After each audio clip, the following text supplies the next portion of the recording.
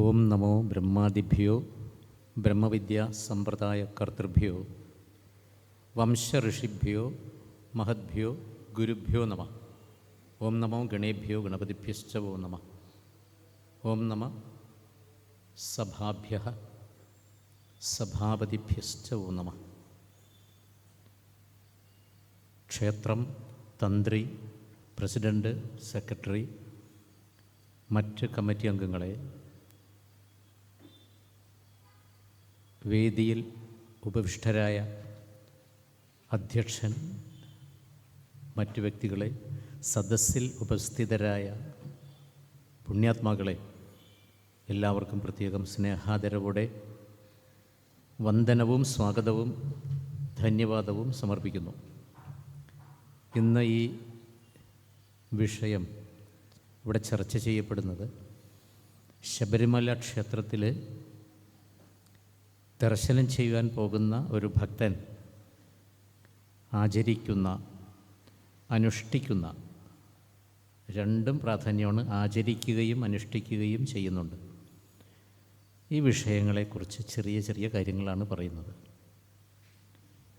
ഇത് ഏതെങ്കിലും ഗ്രന്ഥങ്ങളിൽ ഇത് രേഖപ്പെടുത്തിയിട്ടുണ്ടോ എന്ന് ചിന്തിക്കുമ്പോൾ 3-4 ഗ്രന്ഥങ്ങളിൽ ഇത് എഴുതിയിട്ടുണ്ട്.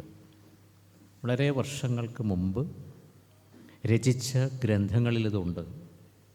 സ്ത്രീകൾ പ്രവേശിക്കാൻ പാടില്ല, 41 ദിവസം വ്രതം എടുക്കാതെ അവിടെ വരാൻ പാടില്ല, പേട്ട തുള്ളാതെ വരാൻ പാടില്ല, ഇങ്ങനെ കുറേ കാര്യങ്ങൾ ആ പുസ്തകങ്ങളിൽ എഴുതിയിട്ടുണ്ട്. ആദ്യമേ തന്നെ പറയാനുള്ളത്, മാലയിടുന്ന ഒരു ഭക്തന് ദേവതയുടെ പേര് കിട്ടുന്നു എന്നതാണ് ഇതിൻ്റെ ഒരു വലിയ മഹത്വം. ഒരു ഹജ്ജ് കർമ്മത്തിന് പോകുന്ന ഒരു മുസ്ലിം സഹോദരന് ഹജ്ജ് തീർത്ഥാടനം കഴിഞ്ഞാൽ ശേഷം മാത്രമേ ഹാജിയായി മാറുന്നുള്ളൂ. ഇവിടെ ഞാൻ ശബരിമലയ്ക്ക് പോകാനായി മാലയിടുന്ന ആ സമയത്ത് തന്നെ ഞാൻ സ്വാമിയായി മാറിക്കഴിഞ്ഞു. ഇതൊരു വലിയ മഹത്വമാണ്. ഇത് വേറൊരു തീർത്ഥാടനത്തിൽ ഇത് കാണുന്നില്ല. മറ്റ് മതവിഭാഗക്കാരുടെയോ ഹിന്ദുക്കളുടെയോ വേറെ ഒരു തീർത്ഥാടനത്തിൽ ഇത് കാണാൻ സാധ്യമല്ല. ഏത് വ്രതശുദ്ധിയോടുകൂടിയും എല്ലാ വ്രതശുദ്ധിയോടുകൂടിയും ചെയ്യേണ്ട ഒരു കർമ്മമാണ് ഈ ശബരിമല ദർശനം. ഇതിൻ്റെ പുറകിൽ അനവധി കഥകളുണ്ട്. ഈ കഥകളൊന്നും തന്നെ നമുക്ക് വിശ്വസിക്കാൻ പറ്റുന്ന കഥകളല്ല. കഥകളെപ്പറ്റി പറയുന്ന സമയത്ത് ശ്രീമദ് ഭാഗവതത്തിൽ വ്യാസമഹർഷി 12 സ്കന്ധത്തിൽ 3-ാമത്തെ അധ്യായത്തിൽ 14-ാമത്തെ ശ്ലോകത്തിൽ പറയുന്നുണ്ട്, ശ്രീശുക ബ്രഹ്മർഷിയെക്കൊണ്ട് വ്യാസമഹർഷി പറയിപ്പിക്കുകയാണ് പരീക്ഷിത് രാജാവിൻ്റെ മുമ്പിൽ, അല്ലയോ പരീക്ഷിത് രാജാവേ, ഞാൻ അനവധി രാജാക്കന്മാരുടെ കഥകളും ആ കഥകളുടെ ഉപകഥകളും ആ കഥകൾക്കുള്ള ഉപകഥകൾ ഞാൻ അങ്ങയുടെ മുമ്പിൽ പറഞ്ഞു കഴിഞ്ഞു. ഈ കഥകളൊന്നും പരമാർത്ഥ കഥകളായിരുന്നില്ല. ഇതൊരു തട്ടിപ്പ് കഥകളായിരുന്നു. ഇത് സംഭവിച്ചവയല്ല. എന്തിനു വേണ്ടി ഞാനിത് പറഞ്ഞുവെന്നാണെങ്കിൽ അങ്ങക്ക് വിജ്ഞാനവും വൈരാഗ്യവും ഉണ്ടാകുവാൻ വേണ്ടിയാണ്. ഈ ലോകത്തിൽ കാണുന്ന സുഖങ്ങളൊന്നും ശാശ്വതമായിരിക്കുന്ന സുഖങ്ങളല്ല രാജാവ്. ഭൗതിക സുഖത്തിൻ്റെ പുറകെ പോകണ്ട.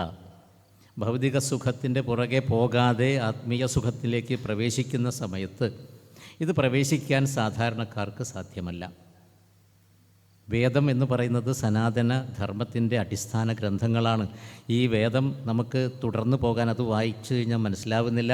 അത് വായിക്കുന്നുണ്ടെങ്കിൽ അത് ഉദാത്ത അനുദാത്ത സ്വരിതമനുസരിച്ചാണ് വായിക്കേണ്ടത്. അഗ്നിമീളേ, ആ ഒരു നീട്ടിക്കുറുക്കി പറയേണ്ടതാണ് വേദം, അല്ലാതെ പറയാൻ പാടില്ല. ഇതൊന്നും സാധാരണക്കാർക്ക് പറ്റുന്ന കാര്യങ്ങളല്ല. അത് പ്രായോഗികമാക്കാൻ ബുദ്ധിമുട്ടുള്ളതുകൊണ്ട് മഹർഷിമാരെന്തു ചെയ്തു? സാധാരണക്കാർക്ക് വേദതത്വം പറഞ്ഞ് മനസ്സിലാക്കി കൊടുക്കുവാൻ കഥകൾ എഴുതി വെച്ചു. അവർ രാജാവേ, കഥായിമാസ്തേ കഥിതാ മഹീയസാം, രാജാക്കന്മാരുടെ കഥകൾ നതു പാരമാർത്ഥ്യം, ഇത് യഥാർത്ഥമായുള്ള കഥകളല്ല. എന്തിനു വേണ്ടി ഞാനിത് പറഞ്ഞു? വിജ്ഞാന വൈരാഗ്യ വിവക്ഷയാ വിഭോ. അങ്ങക്ക് വിജ്ഞാനമുണ്ടാകണം, അങ്ങക്ക് വൈരാഗ്യ ബുദ്ധി ഉണ്ടാകണം. ഇതാണ് ഭാഗവതത്തിൻ്റെ മഹത്വം. ഇത് തന്നെയാണ് രാമായണത്തിൻ്റെയും മഹത്വവും രഹസ്യവും. അതിനുവേണ്ടിയാണ് ഈ കഥകൾ മുഴുവൻ എഴുതിയിരിക്കുന്നത്. അതിൽ രാമൻ എന്തിനാണ് ജനിച്ചതെന്ന് പ്രത്യേകം പറയുന്നുണ്ട്. മർത്യാവതാരസ്ത്യുഹ മർത്യശിക്ഷണം രക്ഷോവധായൈവ ന കേവലം വിഭോ. ശ്രീരാമനെപ്പറ്റി വ്യാസമഹർഷി പറയുന്നതാണ്. മർത്യാവതാരഹാത്തു, ആ പൂർണ്ണാവതാരമായിരിക്കുന്ന വിഷ്ണു ഭഗവാന്റെ രാമൻ എന്ന് പറയുന്ന അവതാരം മർത്യാവതാരഹാത്തു ഇഹ മർത്യശിക്ഷണം. മനുഷ്യൻ എങ്ങനെയാണ് ധർമ്മമനുസരിച്ച് ജീവിക്കേണ്ടത് എന്ന് പ്രായോഗികമാക്കി കാണിച്ചു തരാൻ വേണ്ടി അഭിനയിച്ച് കാണിച്ചു തന്നിരിക്കുകയാണ് രാമൻ. രാവണവധത്തിനായിട്ടല്ല. മർത്യാവതാരസ്ത്യുഹ മർത്യശിക്ഷണം രക്ഷോവധായൈവ ന. ആ രാവണൻ എന്ന് പറയുന്ന രാക്ഷസനെ, അസുരനെ കൊല്ലാൻ വേണ്ടിയായിരുന്നില്ല എന്ന് പ്രത്യേകം പറയുന്നുണ്ട്. അപ്പം അതിൻ്റെ അന്തസത്ത, ആ സാരം ഉൾക്കൊണ്ടുകൊണ്ട് ജീവിക്കുവാൻ വേണ്ടിയാണ് കഥകൾ. ഈ അയ്യപ്പൻ്റെ പുറകിൽ അനവധി കഥകളുണ്ട്. ഇതൊന്നും വിശ്വസിക്കാൻ പറ്റുന്ന കഥകളല്ല. പക്ഷേ ആ കഥകളിൽ കൂടി മാത്രമേ ഈ ആധ്യാത്മികമായിരിക്കുന്ന തത്വം നമുക്ക് സാധാരണ ഭക്തന്മാർക്ക് ഗ്രഹിക്കാൻ സാധ്യമാവുകയുള്ളൂ. അപ്പോൾ ഈ ഗ്രന്ഥങ്ങൾ ഏതൊക്കെയാണ് ശബരിമലയിൽ? ആ പേരുകൾ ഞാനൊന്ന് പറയാം. ശ്രീ ഭൂദേശ കൽപ്പമഞ്ജരി, ഭൂതനാഥ അഭ്യുദയം കാവ്യം. ഇതൊക്കെ പഴയ കാലത്തുണ്ടാക്കിയ കൃതികളാണ്. ഇപ്പോൾ ഇത് കാണാൻ പോലുമില്ല, വാങ്ങാനും കിട്ടുന്നതല്ല. അയ്യപ്പനും ശബരിയും തമ്മിലുള്ള ഒരു സംവാദ രൂപത്തിലൊരു ഗ്രന്ഥമാണ് അയ്യപ്പ ഗീത. ഇത് 18 അധ്യായമാണ്. ഭഗവത്ഗീത പോലെ തന്നെ എഴുതിയതാണ്. അത് 1962-ലാണത്. 1946-ലാണ് ശ്രീ ഭൂതനാഥ സർവസ്വം വിദ്വാൻ കുർമള്ളൂർ നാരായണപിള്ള എഴുതിയതാണ്. ഈ ഗ്രന്ഥം രചന തുടങ്ങിയത് 1943-ലാണ്. അത് തീർന്നത് 1946-ലാണ്. അത് അയ്യപ്പനും പന്തളം രാജാവും തമ്മിലുള്ള സംവാദ രൂപത്തിലാണ്. അയ്യപ്പഗീത എന്നത് അയ്യപ്പനും ശബരിയും തമ്മിലുള്ള സംവാദ രൂപത്തിലാണ്. ഈ ശബരി എന്ന് പറയുന്നത് ആരാണ്? ശ്രീരാമൻ്റെ കാലഘട്ടത്തിലുണ്ടായിരിക്കുന്ന ശബരിയാണോ? അത് കഥയാണ്, ചോദ്യമില്ല. ശബം രാതി ഇതി ശബരി. ശവത്തെ കൊണ്ടുപോകുന്ന സ്ത്രീയുടെ പേരാണ് ശബരി. ആ ശ്രീരാമൻ്റെ കാലഘട്ടത്തിൽ ഉണ്ടായിരിക്കുന്ന ശബരിയാണോ ഈ ശബരി എന്നുള്ളത് ചോദ്യമില്ല. അയ്യപ്പഗീത എന്ന ഗ്രന്ഥത്തിൽ ശബരിയെപ്പറ്റി പറയുന്നുണ്ട്. അത് ആ ശബരി ആകണമെന്നില്ല. അത് ഏത് കാലഘട്ടത്തിലാണ് ആ ശബരി ജീവിച്ചത്? ഈ കാലഘട്ടത്തിലെ ശബരി ആരാണ്, ഏതാണ്? ഇതിൻ്റെ പുറകെ പോകരുത്. ഇതൊക്കെ കഥയാണ്. ആ കഥയുടെ അകത്തൊരു സന്ദേശമുണ്ടായിരിക്കും, ഒരു സത്യമുണ്ടായിരിക്കും, ഒരു തത്വമുണ്ടായിരിക്കും, ഒരു സാരമുണ്ടായിരിക്കും. സന്ദേശം കഥയിൽ നിന്ന് ഉൾക്കൊള്ളുക, അതിനു വേണ്ടിയാണ് കഥകൾ. കഥകളുടെ പുറകെ പോയി കഴിഞ്ഞാൽ ആ കഥകൾ മുഴുവനും നമ്മളുടെ കഥ കഴിക്കും എന്നാണ് പറയുന്നത്. അപ്പോൾ കഥയിൽ ചോദ്യമില്ല. പലതരത്തിൽ മഹർഷിമാർ കഥകൾ പറഞ്ഞു തന്നിരിക്കുകയാണ്. മറ്റൊരു ഗ്രന്ഥമാണ് 1944 പബ്ലിഷ് ചെയ്തിരിക്കുന്ന മഹാശാസ്തു പൂജാകൽപ്പം. 64 മന്ത്രങ്ങളാണ് അതിലുള്ളത്. ഓരോന്നിനും മന്ത്രമാണ്. തേങ്ങയിൽ നെയ്യ് നിറയ്ക്കുന്ന സമയത്ത് മന്ത്രമുണ്ട്, തൃപ്പടിയിലേക്ക് കയറണ സമയത്ത് മന്ത്രമുണ്ട്, ആഴി പ്രദക്ഷിണം വയ്ക്കുന്ന സമയത്ത് മന്ത്രമുണ്ട്, പേട്ട തുള്ളുന്ന സമയത്ത്, കല്ലിടാങ്കുന്നിൽ കല്ലിടുന്ന സമയത്ത് മന്ത്രമുണ്ട്. ഈ മന്ത്രമൊന്നും നമ്മൾക്കറിയില്ല. നമുക്ക് മാലയിട്ട് തരുന്ന ഗുരുസ്വാമിക്കും ഇതൊന്നും അറിയില്ല. 7ാം ക്ലാസ് പോലും പഠിക്കാത്തതാണ് ഗുരുസ്വാമി. അമ്പലത്തിലെ പുരോഹിതൻ, ഒരു പുരോഹിതനായിട്ടിരിക്കുന്ന ആൾക്കും SSLC പോലും പാസ്സാവണമെന്നില്ല. അദ്ദേഹത്തിന് സംസ്കൃതം പോലും അറിയാൻ പാടണമെന്നില്ല. പക്ഷേ ആ മന്ത്രം അറിയാത്ത ഗുരുസ്വാമി ഒരു മന്ത്രം ഉപദേശിച്ച് തരികയാണ്. സ്വാമിയേ ശരണമയ്യപ്പ. എല്ലാ മന്ത്രത്തിലും വലിയൊരു മന്ത്രമാണ് സ്വാമിയേ ശരണമയ്യപ്പ. സാധാരണക്കാർക്ക് മന്ത്രങ്ങൾ അറിയില്ലെങ്കിൽ ഏത് സമയത്തും ഈ മന്ത്രം ജപിച്ചാൽ മതി എന്നാണ് പറയുന്നത്. 1929-ലാണ്, 95 വർഷക്കാലം മുമ്പാണ് ശ്രീ ഭൂതനാഥോപാഖ്യാനം കിളിപ്പാട്ട് രൂപത്തിൽ മലയാളത്തിൽ എഴുതിയിരിക്കുന്നത്. അത് കല്ലറയ്ക്കൽ കൃഷ്ണൻകർത്ത എഴുതിയിരിക്കുന്നതാണ് ഈ കൃതി. ഈ കൃതികളിലാണ് ഇതിൻ്റെ രഹസ്യങ്ങൾ പറഞ്ഞിരിക്കുന്നത്. ആ അയ്യപ്പഗീത എന്ന് പറയുന്നത് 18 അധ്യായമാണ്. അച്യുതാനന്ദജി മഹാരാജ് എഴുതിയ ഗ്രന്ഥമാണത്. ജ്ഞാനാനന്ദ സരസ്വതി അത് വ്യാഖ്യാനിച്ചിട്ടുണ്ട്. ജ്ഞാനാനന്ദ ആശ്രമം പ്രസിദ്ധീകരണമാണ്. ഈ പുസ്തകം എൻ്റെ കയ്യിലുണ്ട്. അത് നോക്കിയിട്ടാണ് ഞാനീ പറയുന്നത്. കാശിയിൽ കേരളീയ സന്യാസിമാരുടെ ആധിപത്യത്തോടു കൂടിയ ഒരു മഠമുണ്ടായിരുന്നു. തിലപാണ്ഡികേശ്വരം മഠമാണ്. ആ മഠത്തിലൊരു അയ്യപ്പ പ്രതിഷ്ഠ ചെയ്യണം. അതിനുവേണ്ടി അന്നത്തെ കാലഘട്ടത്തിലുള്ള അവിടുത്തെ യതിവര്യൻ ഒരു ശിഷ്യനെ കേരളത്തിലേക്ക് വിടുകയാണ്. ഈ ശബരിമലയിലുള്ള പ്രതിഷ്ഠ പോലെ തന്നെ ഇവിടെ വേണം. അതിനുവേണ്ടി നീ കേരളത്തിൽ പോയി ഇതെല്ലാം പഠിക്കുക. ആ പ്രതിഷ്ഠയുടെ ധ്യാനസങ്കല്പങ്ങൾ, ആ പ്രതിഷ്ഠ എന്തിനു വേണ്ടിയാണ്, അതിൻ്റെ രഹസ്യ സ്വഭാവം, അതിൻ്റെ മഹത്വം, ഇതെല്ലാം നീ പഠിച്ചതിന് ശേഷം ഇവിടെ വരൂ എന്ന് പറഞ്ഞു വിട്ടു. അദ്ദേഹമാണ് ഈ കേരളത്തിൽ ഇത് മുഴുവൻ പഠിച്ച് അയ്യപ്പ ഗീത എന്ന് പറയുന്ന ഗ്രന്ഥം എഴുതിയിരിക്കുന്നത്. ബോംബെയിലാണ് ഈ പുസ്തകം പ്രിൻ്റ് ചെയ്തത്. ആദ്യമായിട്ട് രാജ് പ്രിൻറ്റേഴ്സിലാണ്. 1962 അത്രയും കാലപ്പഴക്കം അന്ന് കേരളത്തിൽ ഇത് ചെയ്തിട്ടില്ല.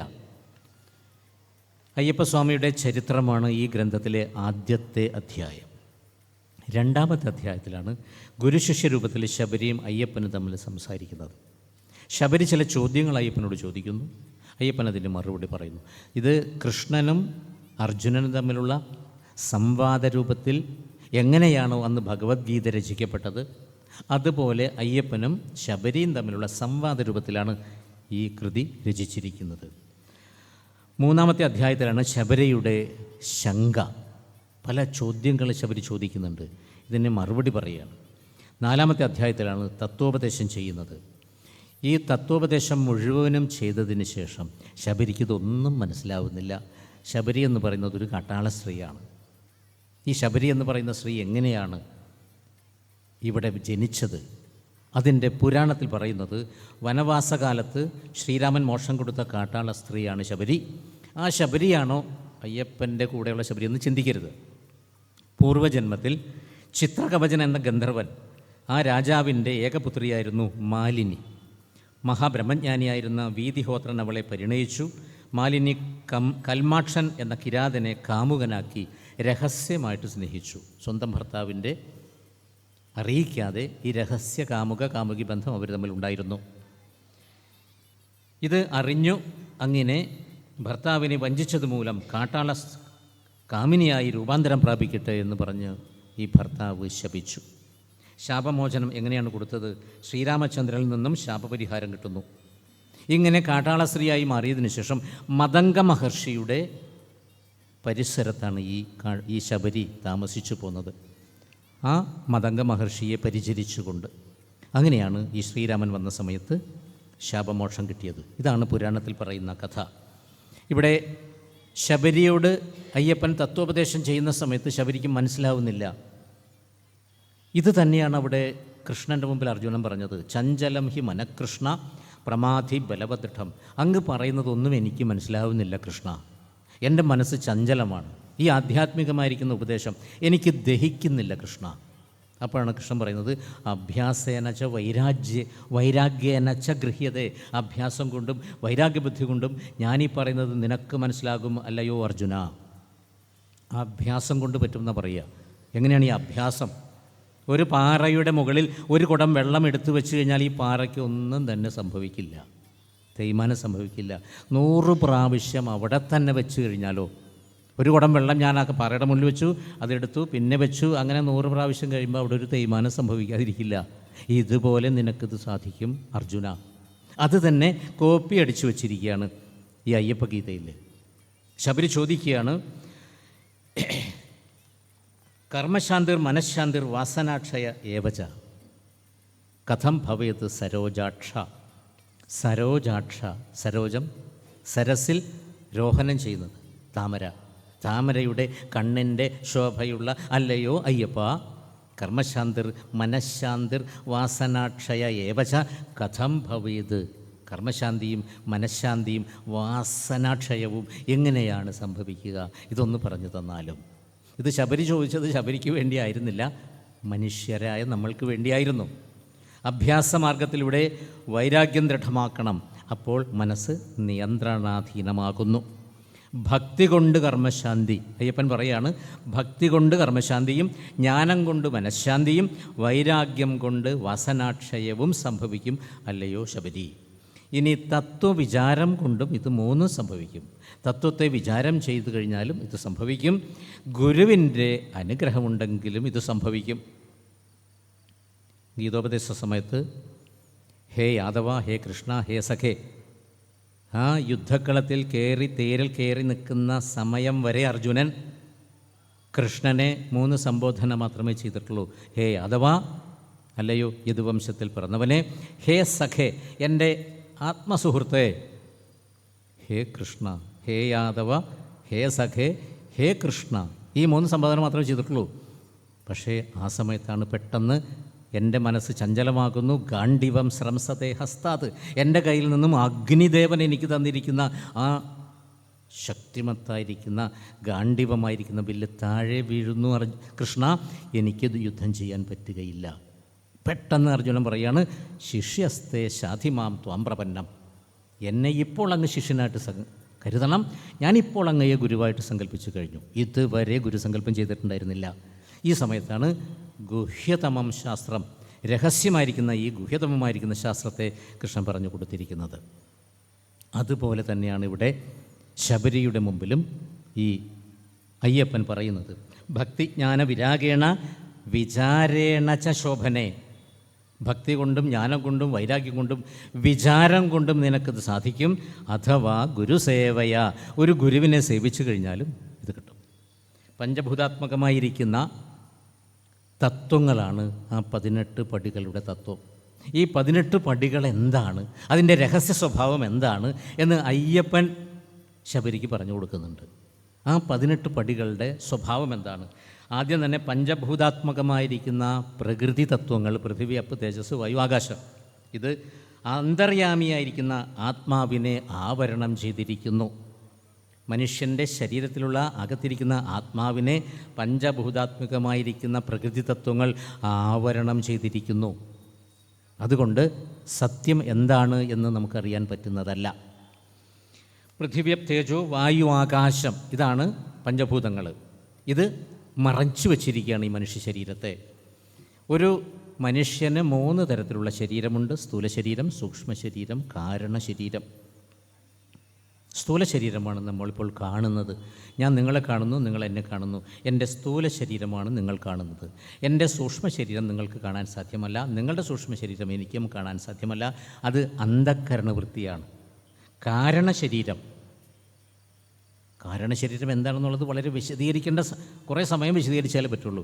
ഒരു സാധാരണക്കാരന് മനസ്സിലാക്കാൻ പറയുമ്പോൾ, എന്തിനു വേണ്ടി നിങ്ങൾ ജനിച്ചു, അതിനൊരു കാരണമുണ്ട്.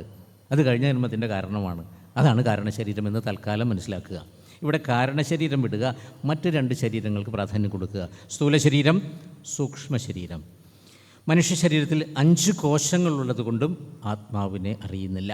ആദ്യമേ ഞാൻ പറഞ്ഞു, പൃഥ്വി, ഭൂമി, അപ്പ്, വെള്ളം, തേജസ്, അഗ്നി, വായു, എയർ, ആകാശം, സ്പേസ്. മുകളിൽ കാണുന്ന ആകാശമല്ല, സ്പേസ്. ഇത് മനുഷ്യ ശരീരത്തിൻ്റെ അകത്തുണ്ട്. അതാണ് പഞ്ചീകരണക്രിയ എന്ന് പറയുന്നത്. ഇത്തരം സാധനങ്ങളെ കൊണ്ടാണ് നമ്മുടെ മനുഷ്യ ശരീരം ഉണ്ടാക്കിയിരിക്കുന്നത്. സ്ത്രീയുടെ അണ്ടവും പുരുഷൻ്റെ ബീജവും കൂടിച്ചേർന്ന് ബീജസങ്കലനം ചെയ്യുന്ന സമയത്ത് തന്നെ ഈ പഞ്ചഭൂതാത്മകത്വം അതിനുണ്ട്. അമ്മയുടെ ഗർഭപാത്രത്തിൽ നിന്ന് പുറത്തു വരുന്ന സമയത്ത് ഈ 5 കാര്യങ്ങളോട് കൂടിയാണ് കുട്ടി പുറത്തേക്ക് വരുന്നത്. ഇവിടെ അന്നമയ കോശം, പ്രാണമയ കോശം, മനോമയ കോശം, വിജ്ഞാനമയ കോശം, ആനന്ദമയ കോശം. ഇങ്ങനെ 5 കോശങ്ങൾ, സെൽസ് മനുഷ്യ ശരീരത്തിനുണ്ട്. ഇതും അകത്തിരിക്കുന്ന ആത്മാവിനെ ആവരണം ചെയ്തിരിക്കുന്നു. ആത്മാവിനെ അറിയാൻ സാധ്യമാകുന്നില്ല. ഇവിടെ പ്രാണമയ കോശവും മനോമയ കോശവും വിജ്ഞാനമയ കോശവുമാണ് സൂക്ഷ്മ ശരീരം. സ്ഥൂല ശരീരം എന്ന് പറയുന്നത് അന്നമയ കോശം. നമ്മൾ കാണുന്നത് അന്നമയ കോശമാണ്. അതിൻ്റെ അകത്തിരിക്കുന്ന 3 കോശങ്ങളാണ് പ്രാണമയം, മനോമയം, വിജ്ഞാനമയം. ഇത് അന്ധക്കരണവൃത്തികളാണ്, മനസ്സുമായി ബന്ധപ്പെട്ട കാര്യങ്ങളാണ്. അതാണ് സൂക്ഷ്മ ശരീരം. ഇനി ആനന്ദമയ കോശമാണ് കാരണശരീരം. അപ്പോൾ 3 തരം ശരീരങ്ങൾ, 5 കോശങ്ങൾ, പഞ്ചഭൂതങ്ങൾ, ഇതെല്ലാം ഒരു മനുഷ്യൻ്റെ ശരീരത്തിലുള്ളത് കൊണ്ട് അകത്തിരിക്കുന്ന ആത്മാവിനെ അറിയുവാൻ സാധ്യമാകുന്നില്ല. അതിനെ എങ്ങനെയാണ് അറിയേണ്ടത്? നിങ്ങൾ ശബരിമലയ്ക്ക് പോയാൽ മതി എന്നാണ് പറയുന്നത്. സൂക്ഷ്മ ശരീരത്തിന് 17 ഘടകങ്ങളുണ്ട്. ഇത് തത്വപ്രതിബന്ധങ്ങളാണ്. തത്വത്തെ മനസ്സിലാക്കുവാൻ വേണ്ടി, ആധ്യാത്മിക തത്വത്തെ മനസ്സിലാക്കുവാൻ വേണ്ടി കണ്ടുപിടിക്കാൻ പറ്റാത്ത തത്വങ്ങളാണത്. 18 പടികളാണത്. ഈ കാര്യങ്ങളാണ് ഈ 18 പടികൾ. അതാണ് മനസ്സിലാക്കേണ്ടത്. അയ്യപ്പഗീതയിൽ 18 പടികൾ പറയുന്നത്, ആദ്യത്തെ 5 പടികളാണ് പഞ്ചഭൂതങ്ങൾ. പൃഥ്വി, അപ്പ്, തേജസ്, വായു, ആകാശമാണ് ആദ്യത്തെ 5 പടികൾ. പിന്നത്തെ 5 പടികൾ ജ്ഞാനേന്ദ്രിയങ്ങളാണ്, കർമ്മേന്ദ്രിയങ്ങളാണ്. വാക്ക്, പാണി, പാദം, പായു, ഉപസ്ഥം. വാക്ക് എന്ന് പറഞ്ഞാൽ വായ, പാണി കയ്യ്, പാദം കാല്, ഉപസ്ഥം പായു, മലദ്വാരം മൂത്രദ്വാരം. ഇതാണ് നമ്മുടെ കർമ്മേന്ദ്രിയങ്ങൾ. ആദ്യത്തെ 5 പടികൾ പൃഥ്വി, അപ്പ്, തേജസ്, വായു, ആകാശം. പിന്നത്തെ 5 പടികൾ നമ്മുടെ കർമ്മേന്ദ്രിയങ്ങൾ. പിന്നത്തെ 5 പടികളാണ് ജ്ഞാനേന്ദ്രിയങ്ങൾ. കണ്ണ്, മൂക്ക്, നാക്ക്, വായ, തൊലി. ഇത് 5 ജ്ഞാനേന്ദ്രിയങ്ങളാണ്. അപ്പോൾ ടോട്ടൽ 15 തത്വങ്ങളായി. ഈ 15 തത്വങ്ങൾ മനുഷ്യനുള്ളത് കൊണ്ട് തത്വം ബോധിക്കാൻ പറ്റുന്നില്ല. ഇവയും ഇവയുടെ വൃത്തികൾക്ക് കാരണമായ ആ തത്വങ്ങളുമാണ് നമുക്ക് നമ്മുടെ ആത്മാവിനെ കാണാൻ പറ്റാത്തത്. 15 കഴിഞ്ഞതിന് ശേഷം 16, 17 എന്ന് പറയുന്ന 2 പടികൾ നമ്മളുടെ മനസ്സും ബുദ്ധിയുമാണ്. 15 കഴിഞ്ഞു, പിന്നെ 2 നമ്മുടെ മനസ്സ്, നമ്മുടെ ബുദ്ധി, അങ്ങനെ 17ആയി. ഇനി ഒരു പടി കൂടിയുണ്ട്. അതാണ് ജീവാത്മാവ്. മനുഷ്യ ശരീരത്തിൻ്റെ അകത്തുള്ള ആത്മാവാണ് 18ാമത്തെ പടി. ഈ 18 ചവിട്ടി കയറുമ്പോഴാണ് അവിടെ തത്വമസി എന്നെഴുതി വച്ചിരിക്കുന്നത്. അഹം ബ്രഹ്മാസ്മി തത് ത്വമസി എന്ന ബോധം നമുക്കുണ്ടാവണം. അതിനു വേണ്ടി 41 ദിവസം വ്രതമെടുത്തതിന് ശേഷമേ ഇത് മനസ്സിലാക്കാൻ പറ്റുള്ളൂ. ഈ 5 ദിവസം വ്രതം എടുത്തിട്ടൊന്നും ശബരിമലയ്ക്ക് പോകാൻ പാടില്ല. 41 ദിവസം തന്നെ വ്രതം. അത് പ്രത്യേകമായ ഗ്രന്ഥങ്ങളിൽ പറയുന്നുണ്ട്. ഇതിൽ നിന്നും ഇത് ശബരിയും അയ്യപ്പനും തമ്മിലുള്ള സംവാദ രൂപത്തിലുള്ള അയ്യപ്പ ഗീത എന്ന ഗ്രന്ഥത്തിലാണ് ഞാൻ ഈ പറഞ്ഞ 18 പടികളുടെ വിശദീകരണം കൊടുത്തിരിക്കുന്നത്.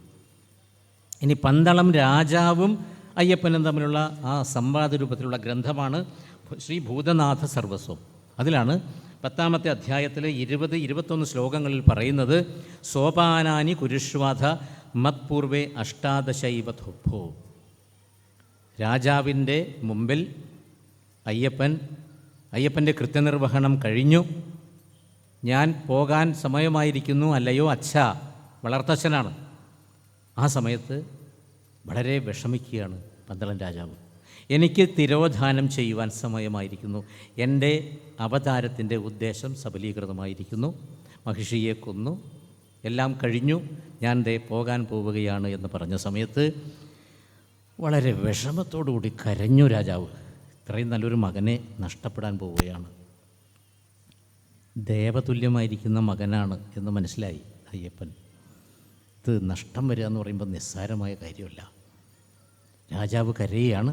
ഈ സമയത്ത് അയ്യപ്പൻ പറയുകയാണ്, അങ്ങക്ക് എന്നെ കാണാൻ പറ്റും, ഞാനിപ്പോൾ ഒരു ബാണം ഇവിടെ നിന്ന് അയക്കാം. ഈ ബാണം ചെയ്യുന്ന വീഴുന്ന സ്ഥലത്ത് ഒരു ക്ഷേത്രം അങ്ങ് പണിയണം.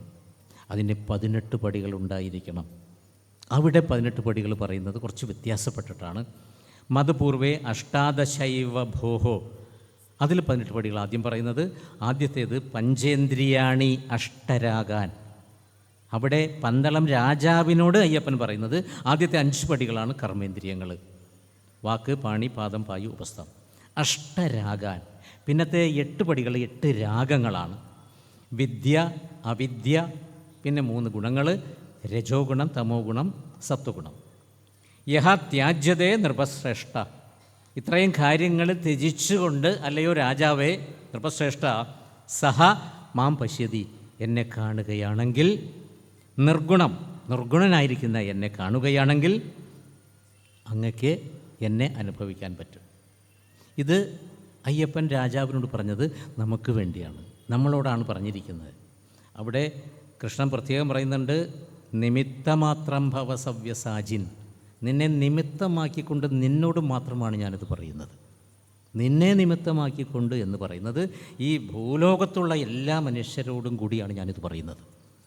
അതുതന്നെയാണ് ഇവിടെ ഈ രാജാവും അയ്യപ്പനുമായിട്ടുള്ള സംവാദ രൂപത്തിൽ അയ്യപ്പൻ നമ്മളോട് പറയുന്നത്. നമ്മളോട് എന്ന് പറയുന്നത് ശബരിമലയിലേക്ക് വരുവാൻ താല്പര്യമുള്ള ഭക്തന്മാരോട്. ആ താല്പര്യമുള്ളവർ എന്തായാലും ഇത് ആചരിക്കണം. അഷ്ടരാഗങ്ങൾ ഏതൊക്കെയാണ്? കാമം, ക്രോധം, ലോഭം, മദം, മാത്സര്യം, ദംഭം, അസൂയ. ഈ 8 രാഗങ്ങളാണ്, 8 പടികൾ. അങ്ങനെ 18 പടികൾ കയറുമ്പോൾ ആദ്യത്തേത് ശബരിയോട് പറഞ്ഞത് പഞ്ചഭൂതങ്ങൾ, ജ്ഞാനേന്ദ്രിയം, കർമ്മേന്ദ്രിയം, മനസ്സ്, ബുദ്ധി, ജീവാത്മാവ്. ഇത് കർമ്മേന്ദ്രിയങ്ങൾ, അഷ്ടരാഗങ്ങൾ, വിദ്യ, അവിദ്യ, 3 ഗുണങ്ങൾ. ഇതാണ് 18 പടികൾ. ഇവിടെ കാമം, ക്രോധം, ലോഭം, മദം, മാത്സര്യം, ദംഭം, അസൂയ, ഇതാണ് അഷ്ടരാഗങ്ങൾ. 3 ഗുണങ്ങൾ, വിദ്യ, അവിദ്യ, ഇങ്ങനെ 18 എണ്ണം. ഈ 18 പടികൾ കയറുമ്പോൾ ആ ഭക്തൻ ഈശ്വര ദർശനത്തിന് പക്വത വരുന്നു, തയ്യാറാകുന്നു.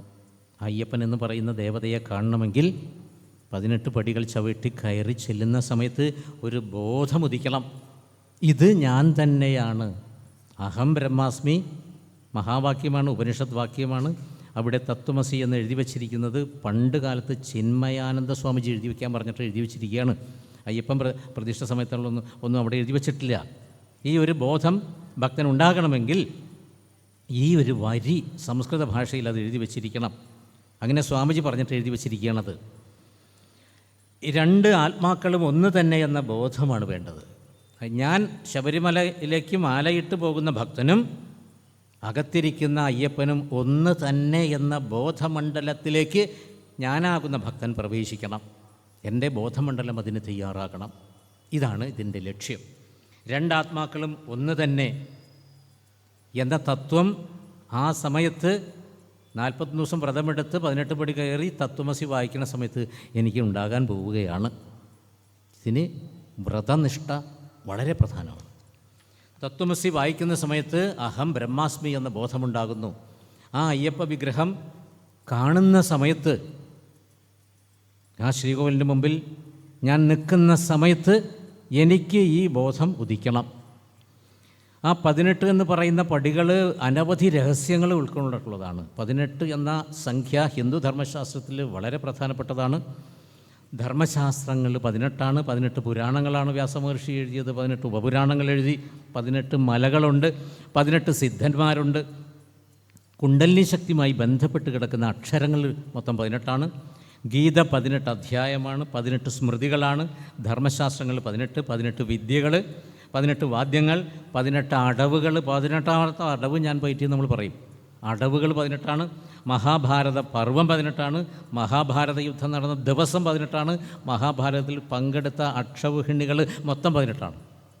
പിന്നെയും 18കൾ കുറേ ഉണ്ട്, നമുക്ക് സമയമില്ല പറയാൻ. രാജകവികൾ, ദ്വീപുകൾ, ഉപചാരങ്ങൾ, ധാന്യങ്ങൾ, മലകൾ 18ആണ്. ഈ 18 മലകളുടെ പേരുകളൊന്ന് മനസ്സിലാക്കുന്നത് നല്ലതാണ്. ആ പേരുകൾ ഞാനൊന്ന് വായിക്കാം. ഗോപാറ അഥവാ കാളകെട്ടി, ഇതാണ് ആദ്യത്തെ മല. ഗോപാറ അഥവാ കാളകെട്ടി. ഇഞ്ചിപ്പാറ അഥവാ അഴുതമല, ഇത് രണ്ടും ഒരു മല തന്നെയാണ്. കരിമല, നീലിമല, പുതുശ്ശേരി മല, പൊന്നമ്പലമേട്, ശബരിമല. ഈ 18 മലകളിൽ ഒരു മലയാണ് ശബരിമല. ചിറ്റമ്പലമേട്, മയിലാടുമേട്, തലപ്പാറ, നിലയ്ക്കൽ മല, തേവർമല, ശ്രീപാദം മല, ഖൾഗിമല, മതങ്കമല, സുന്ദരമല, നാഗമല, ഗൗണ്ടാർമല. ഇതാണ് 18 മലകൾ. ഇത് ഈ ശബരിമലയുടെ പ്രദേശത്ത് ഈ 18 മലകളുണ്ട്. 18 മലകളിലും ഓരോ ദേവതാസങ്കല്പങ്ങളുണ്ട്. ഈ 18 മലകളിലുള്ള ദൈവികമായിരിക്കുന്ന ചൈതന്യത്തെയാണ് തന്ത്രി പടിപൂജയിൽ ഓരോ പടിയിലും പൂജിക്കുന്നത്. ഇത് രഹസ്യ സ്വഭാവമാണ്. ഇത് ഞാൻ തന്ത്രിയോട് നേരിട്ട് ചോദിച്ചിട്ടുള്ളതാണ്. ഇത് ജ്യോതിഷ അതങ്ങനെ ഞങ്ങൾക്ക് പുറത്തു പറയാൻ പാടുള്ളതല്ല. അപ്പോൾ ഞാൻ പ്രത്യേകം ചോദിച്ചു, അവിടെ മലകളിലുള്ള ദേവതാ സങ്കല്പങ്ങളെ നിങ്ങൾ പൂജിക്കുന്നുണ്ടോ എന്ന് ചോദിച്ചപ്പോൾ അവർ സമ്മതിച്ചു. അതിൻ്റെ ധ്യാനം എന്താണ്? ഇതൊന്നും പറഞ്ഞു തരാൻ പറ്റുന്ന കാര്യങ്ങളല്ല, അത് പുറത്ത് പറയരുത്, ഇത് രഹസ്യ സ്വഭാവമുള്ളതാണ് എന്ന് പ്രത്യേകം താഴമൺ തന്ത്രി എന്നോട് പറഞ്ഞതാണ്. അപ്പോൾ അവിടെ ഈ പൂജ ഉണ്ടെന്നുള്ളത് ഉറപ്പാണ്. അയ്യപ്പൻ്റെ കൃത്യനിർവഹണം കഴിഞ്ഞ് തിരോധാനം ചെയ്യുവാൻ ഒരുങ്ങിയ സമയത്ത് ദുഃഖിതനായി രാജാവ്, എൻ്റെ ചൈതന്യം പൂർണ്ണമായും ശബരിമലയിലുണ്ടായിരിക്കുമെന്ന് അയ്യപ്പൻ രാജാവിനോട് പറഞ്ഞു. ശബരിമലയിൽ, ഈ 18 മലകളിൽ ഒരു മലയാണ് ശബരിമല.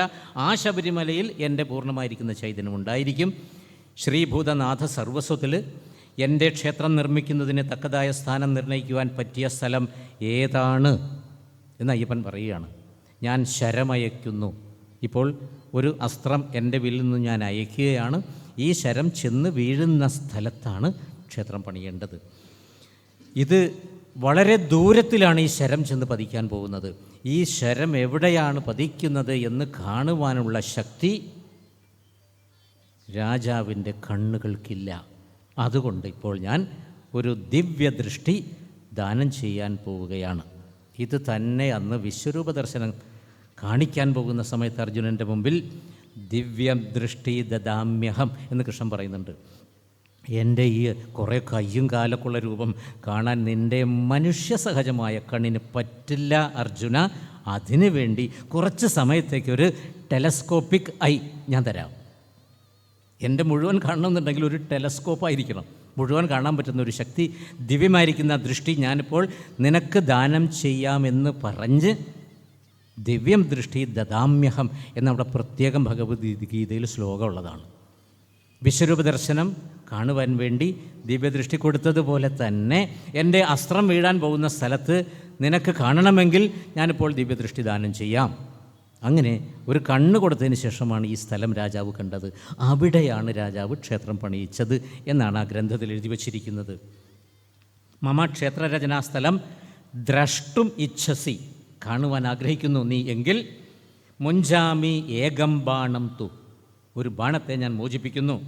ചാപാത് ശശികുലോത്തമ, എൻ്റെ ചാപത്തിൽ നിന്നും വില്ലിൽ നിന്നും ഒരു ബാണം ഞാൻ മോചിപ്പിക്കുന്നു.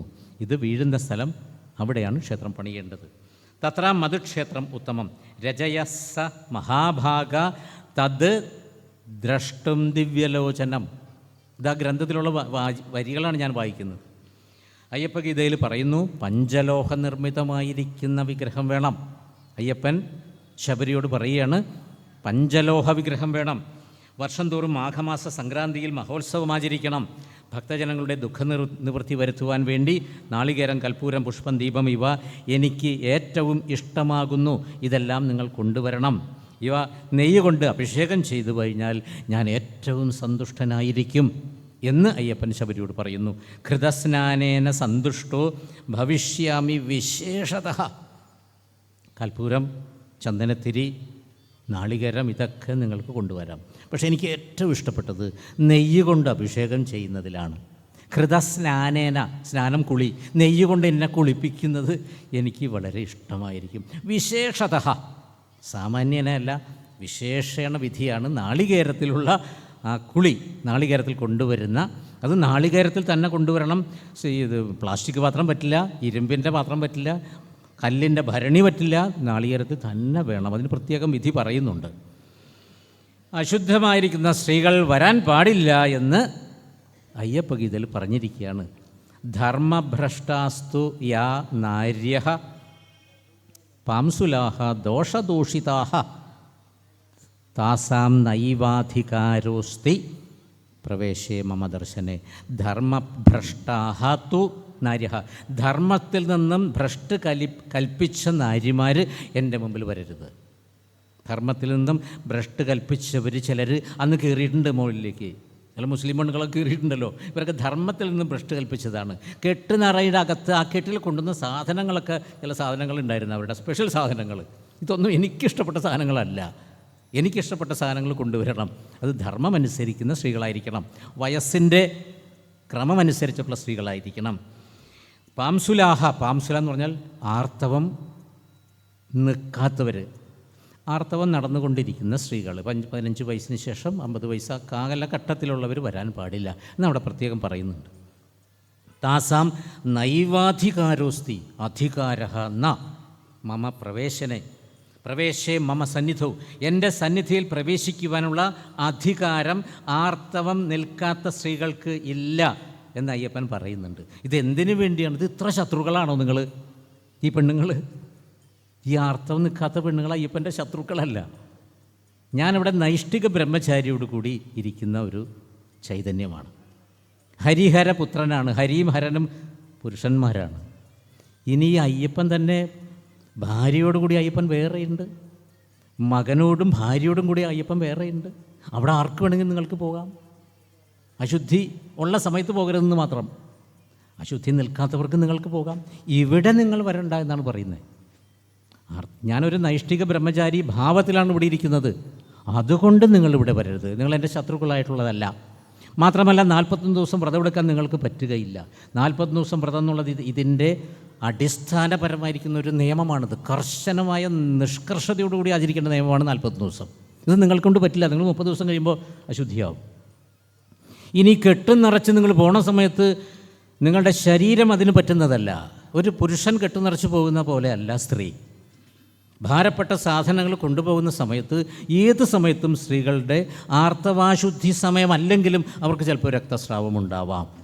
രക്തസ്രാവം ഉണ്ടായിക്കഴിഞ്ഞാൽ രക്തമെന്ന് പറയുന്നത് അശുദ്ധിയാണ്. ആ സമയത്ത് ആർത്തവാശുദ്ധി അല്ലെങ്കിലും അശുദ്ധി ഉണ്ടാകും. അതുകൊണ്ട് നിങ്ങൾ വരേണ്ട എന്നാണ് പറയുന്നത്. മഹാശാസ്ത്ര പൂജാകൽപ്പത്തിൽ വേറെ ചില പുരുഷന്മാരും വരണ്ടെന്ന് പറയുന്നുണ്ട്. അവരും ശത്രുക്കളായിട്ടല്ല. ഇവിടുത്തെ നിയമം അതാണ്. ആ പുരുഷന്മാരാരൊക്കെയാണെന്ന് പറയുന്നുണ്ട്. ആ പുസ്തകത്തിലുള്ളതാണ് ഞാൻ വായിക്കുന്നത്. 9 പേര് വരാൻ പാടില്ലെന്ന് പറയുക. അംഗഹീനന്മാർ, മദ്യപാനി, ബന്ധനസ്ഥൻ, മഹാരോഗി, ചണ്ടാളൻ, കള്ളൻ, സ്ത്രീകൾക്ക് വശംവദൻ, നാസ്തികൻ, സ്ത്രീ, നാസ്തികൻ, ഈശ്വരനില്ല എന്ന് വിശ്വസിക്കുന്നവർ ഇവിടെ വരണ്ട. അംഗവൈകല്യമുള്ളവർ ഇവിടെ വരണ്ട. അവരെന്നെ തൊഴുകേണ്ട കാര്യമില്ല. പിന്നെ മദ്യം കഴിക്കുന്നവർ വരാൻ പാടില്ല. ബന്ധനസ്ഥൻ, ജയിലിലുള്ളവർ, ജാമ്യത്തിൽ ഇറങ്ങിയിട്ടൊന്ന് അയ്യപ്പനെ കാണാൻ വേണ്ടി ഇവിടെ വരാൻ പാടില്ല. ജാമ്യത്തിൽ ഇറങ്ങിയിട്ടൊന്ന് അയ്യപ്പനെ പോയി പറഞ്ഞ് പ്രാർത്ഥിച്ചു നോക്കാം, എനിക്കങ്ങനെ ഒരു മോചനം കിട്ടണം ജയിലിൽ നിന്ന്. ഇവരൊന്നും ഇങ്ങോട്ട് വരേണ്ട കാര്യമില്ല. ഇത് അയ്യപ്പൻ പ്രത്യേകം പറയുന്നുണ്ട്. എന്നിവരെ എൻ്റെ ക്ഷേത്രത്തിൽ പ്രവേശിപ്പിക്കുവാൻ പാടുള്ളതല്ല. വരേണ്ടത് ആരൊക്കെയാണെന്ന് പ്രത്യേകം പറയുന്നുണ്ട് അവിടെ. 41 ദിവസം വ്രതമനുഷ്ഠിക്കുന്ന പുരുഷന്മാർ, ഗൃഹസ്ഥന്മാരോ ഗൃഹസ്ഥന്മാരല്ലാത്തവരോ 41 ദിവസം വ്രതമനുഷ്ഠിച്ചതിന് ശേഷം എൻ്റെ അടുത്തേക്ക് വരാം. പുരുഷാണാം ഗൃഹസ്ഥാനാം ബ്രഹ്മചര്യഞ്ചം മണ്ഡലം. ഒരു മണ്ഡല വ്രതമായിരിക്കണത്. മണ്ഡലം 41 ദിവസം. വിധീയതേ പ്രവേശാർത്ഥം ഉത്സവേ മമ ദർശനെ. എൻ്റെ ഉത്സവം കാണുവാൻ വേണ്ടി 41 ദിവസം വ്രതമെടുത്തിട്ട് വരിക. പുണ്യസംക്രമദിനെ ദിനമണൗ ധ്രുവം മത് ലിംഗദർശനം താത വിശേഷഫലദായകം. ഇത് താത എന്നാണ് അച്ഛനോട് പറയുകയാണ്. പന്തളം രാജാവിനോട് അയ്യപ്പൻ പറയുകയാണ്, 41 ദിവസം വ്രതമെടുത്തിട്ട് മകരസംക്രാന്തി ദിനത്തിൽ ഉത്സവം കാണുവാൻ വേണ്ടി എൻ്റെ അടുത്തേക്ക് വരിക. പന്തളം രാജാവിനോട് പറയുന്ന ശ്ലോകമായിട്ടാണ് പറയുന്നത്. ശോകം പരിത്യജിക്കുവാൻ പ്രത്യേകം പറയുകയാണ്. അതുകൊണ്ട് എൻ്റെ മുമ്പിലിരുന്ന് എൻ്റെ വളർത്തച്ഛനായിരിക്കുന്ന രാജാവെ കരയാതിരിക്കുക. മകൻ അച്ഛനെ സാന്ത്വനപ്പെടുത്തുകയാണ്. സദാഹി ദർശനം പുണ്യം മാഘമാസേ വിശേഷതഃ മൈ ഭക്തിഞ്ചലഭതേ തഥ ശോകം പരിത്യജ. ശോകത്തെ ത്യജിക്കുക, സങ്കടം ഒഴിവാക്കുക. എന്നെ എല്ലാ വർഷവും കാണാൻ പറ്റും, അവിടെ വന്നാൽ മതി, അനുഭവം അങ്ങക്കുണ്ടായിരിക്കും. ഇത്രയും പറഞ്ഞ് രാജധാനിയിൽ നിന്നും അയ്യപ്പൻ തിരോധാനം ചെയ്തു മറഞ്ഞു. ആ വ്രതാനുഷ്ഠാന മഹത്വം, എല്ലാ വ്രതങ്ങളുടെയും അടിസ്ഥാനം ശരീരത്തിൻ്റെയും മനസ്സിൻ്റെയും ശുദ്ധീകരണമാണ്. ഇത് ശുദ്ധി വേണം ശരീരത്തിന്, എന്നാലേ നമുക്ക് ആ ദേവനെ കാണാൻ പറ്റുകയുള്ളൂ. സൂര്യോദയത്തിന് മുമ്പ് സ്നാനം, സസ്യാഹാരം, അതുകൊണ്ട് ശരീരശുദ്ധി സംഭവിക്കുന്നു. ജപം, ഈശ്വരസ്മരണം, ക്ഷേത്രദർശനം മുതലായവ ചെയ്യുന്നത് കൊണ്ട് മനഃശുദ്ധി സംഭവിക്കുന്നു. പൂർവ്വജന്മത്തിലെയും ഈ ജന്മത്തിലെയും പാപക്കറ കഴുകിക്കളയുവാൻ മഹർഷിമാർ നമുക്ക് തന്നിരിക്കുന്നത് ഈശ്വരഭജനമാണ്, നാമജപമാണ്, തപസ്സാണ് അവർ പറയുന്നത്. തപസ്സിൻ്റെ ഒരു ചെറിയ പതിപ്പാണ് വ്രതം. മഹർഷിമാർ ഗുഹകളിലിരുന്ന് തപസ് ചെയ്യുന്ന പോലെ മനുഷ്യർക്ക് സാധ്യമല്ല. മനുഷ്യർക്ക് പറ്റുന്നത്, പ്രായോഗികമാക്കാൻ പറ്റുന്നത് എന്താണ്? ഈശ്വരനാമം ജപിക്കുക, സന്ധ്യാനാമം ജപിക്കുക, രാവിലെ എണീറ്റ് കുളിക്കുക, കുളി കഴിഞ്ഞതിന് ശേഷം നാമം ജപിക്കുക. ഇതൊക്കെയാണ് മനുഷ്യരുടെ തപസ്. അത് നമ്മൾ മനുഷ്യരെ അനുഷ്ഠിച്ചാൽ മതി. മണ്ഡലവ്രതം, മണ്ഡലം 21 തരത്തിലാണ് മണ്ഡലം എന്ന പദത്തിൻ്റെ അർത്ഥം. 21 തരത്തിൽ അർത്ഥമുണ്ട്. നിയോജക മണ്ഡലം, ഇതേത് നിയോജക മണ്ഡലമാണ്? അവിടെ ഒരു മണ്ഡലമുണ്ട്. സൈന്യം മണ്ഡലമായിട്ട് തിരിച്ചിരിക്കുന്നു. രാജ്യത്തെ മണ്ഡലമായിട്ട് തിരിഞ്ഞു. മണ്ഡലാധിപൻ എന്ന് പറയുന്നുണ്ട് ചില രാജാക്കന്മാരെ. 40 യോജന വിസ്തീർണമുള്ള രാജ്യമുള്ള രാജാവിനെയാണ് ഒരു മണ്ഡലേശ്വരൻ എന്ന് പറയുന്നത്. അനവധി അർത്ഥങ്ങളുണ്ട്. ഇവിടുത്തെ അർത്ഥം ഒരു മണ്ഡലം 41 ദിവസമാണ്. ബ്രാഹ്മേ മുഹൂർത്തെ ഉത്തിഷ്ഠേത് സ്വസ്ഥോ രക്ഷാർത്ഥം ആയുഷ എന്ന് ആയുർവേദം പറയുന്നുണ്ട്. ബ്രാഹ്മേ മുഹൂർത്തെ ഉത്തിഷ്ഠേത് സ്വസ്ഥ. നിങ്ങൾക്ക് സ്വസ്ഥമായ ജീവിതം നയിക്കുവാൻ വേണ്ടി നിങ്ങൾ എന്താണ് ചെയ്യേണ്ടത്? ബ്രാഹ്മ മുഹൂർത്തത്തിൽ ഉണരണം. സൂര്യൻ ഉദിക്കുന്നതിന് മുമ്പ് 48 മിനിറ്റ് മുമ്പ് എന്നതാണ് ബ്രാഹ്മ മുഹൂർത്തത്തിൻ്റെ ഒരർത്ഥം. 2-3 അർത്ഥകൽപ്പനകളുള്ള പദമാണ് ബ്രാഹ്മമുഹൂർത്തം. ഇവിടുത്തെ അർത്ഥം ആയുർവേദത്തിൽ പറയുന്നത് സൂര്യൻ ഉദിക്കുന്നതിന് മുമ്പ് 48 മിനിറ്റ് മുമ്പുള്ള സമയത്ത് നിങ്ങൾ ഉണരണം. ഇത് തന്നെ മനുസ്മൃതിയിൽ പറയുന്നുണ്ട്. ബ്രാഹ്മേ മുഹൂർത്തെ ബുദ്ധിയത ധർമാർത്ഥൗച അനുചിന്തയത്. മനുസ്മൃതിയിൽ പറയുന്നത് ബ്രാഹ്മേ മുഹൂർത്തെ ബുദ്ധിയത, അവിടെ ബോധിക്കുക എന്ന് പറഞ്ഞാൽ പഠിക്കുക. വിദ്യാർത്ഥികൾക്ക് ബ്രാഹ്മമുഹൂർത്തത്തിൽ ഉണർന്ന് പഠിക്കുന്ന സമയത്ത് ബോധമണ്ഡലത്തിന് വികാസം പെട്ടെന്ന് തലയിൽ പഠിച്ചു കയറ്റാൻ പറ്റും. ബോധിക്കുക എന്ന് പറഞ്ഞാൽ പഠിക്കുക. ആയുർവേദത്തിൽ പറയുന്നു നിങ്ങൾ ഉണരുക, ബ്രാഹ്മമുഹൂർത്തത്തിൽ ഉണരുക. മനുസ്മൃതി പറയുന്നത് ബ്രാഹ്മേ മുഹൂർത്തെ ബുദ്ധിയത ധർമാർത്ഥൗച അനുചിന്തയത്. ധർമ്മത്തെപ്പറ്റിയും അർത്ഥത്തെപ്പറ്റിയും നിങ്ങൾ ചിന്തിക്കുക, പഠിക്കുക. ഏത് വിദ്യ അഭ്യസിക്കുന്നതും ബ്രാഹ്മമുഹൂർത്തത്തിൽ ചെയ്യുക, അതാണ് പറയുന്നത്. ഇനി ജ്യോതിശാസ്ത്രപ്രകാരം 41 ദിവസമാണ് മണ്ഡലം. ഇവിടെ ഉദയത്തിന് 48 മിനിറ്റ് മുമ്പ് എന്നത് ഒരർത്ഥകൽപ്പനയാണ്. വേറൊരർത്ഥകൽപ്പനയുണ്ട്, അതാണ് നമ്മൾ ശ്രദ്ധിക്കേണ്ടത്. ഉദയത്തിന് മുമ്പ് 3 മണിക്കൂർ മുമ്പ് തുടങ്ങുന്ന 48 മിനിറ്റ്, 3:30 വെളുപ്പിനെന്ന് പറയുന്നത് ബ്രാഹ്മമുഹൂർത്തമാണ്. അത് 6 മണിക്ക് ഉദയമാണെങ്കിൽ അതിന് പുറകിലെ 3 മണി മുതൽ 3:48 വരെയുള്ള സമയമാണ് ബ്രഹ്മമുഹൂർത്തം. ഇത് വേറൊരു അർത്ഥകൽപ്പനയാണ്. ഈ അർത്ഥകൽപ്പനയാണ് നമ്മൾ ഇവിടെ എടുക്കേണ്ടത്. ഈ അയ്യപ്പൻ്റെ ബന്ധപ്പെട്ട് കിടക്കുന്ന ബ്രഹ്മമുഹൂർത്തം 6 മണിക്ക് രാവിലെ ഉദയമാണെങ്കിൽ 3 മണി, വെളുപ്പിന് 3 മണി മുതൽ 3:48 വരെയുള്ള സമയമാണ് ബ്രഹ്മമുഹൂർത്തം.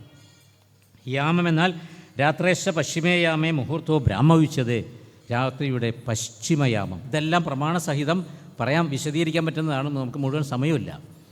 4 യാമം പകല്, 4 യാമം രാത്രി, ഇങ്ങനെ 8 യാമമാണ്. മൊത്തം 8 യാമമാണ്. രാത്രിയുടെ പേര് ത്രിയാമ എന്നതാണ്. 4 യാമം പകല്, 4 യാമം രാത്രി. അതിൽ 1 യാമം ഒഴിവാക്കിയിരിക്കുകയാണ്. ആദ്യ യാമത്തിൻ്റെ ആദ്യ പകുതി ചേഷ്ടാകാലമാണ്. ഒടുവിലത്തെ യാമത്തിൻ്റെ 2ാം പകുതി പ്രബോധനകാലമാണ്. രണ്ടും കൂടിയ 1 യാമം പകലിന് തുല്യമായിട്ട് കണക്കാക്കിയിരിക്കുന്നു. അതുകൊണ്ടാണ് രാത്രിയുടെ പേര് ത്രിയാമ. 4 യാമം രാത്രിയിലുണ്ട്, 1 യാമം ഒഴിവാക്കിയിരിക്കുകയാണ്. 1 യാമത്തിൻ്റെ പകുതി ഭാഗം, മറ്റേ യാമത്തിൻ്റെ പകുതി ഭാഗം. ഇത് ചേഷ്ടാകാലമാണ്. ഇത് രാത്രിയുമായി ബന്ധപ്പെട്ട വിഷയമല്ല.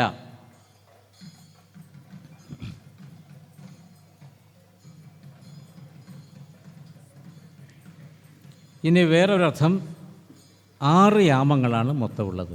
ശ്രീ, ദുർഗ, പാർവതി, ഗൗരി, ഭദ്രകാളി, സരസ്വതി. 24 മണിക്കൂർ, 4 വീതം.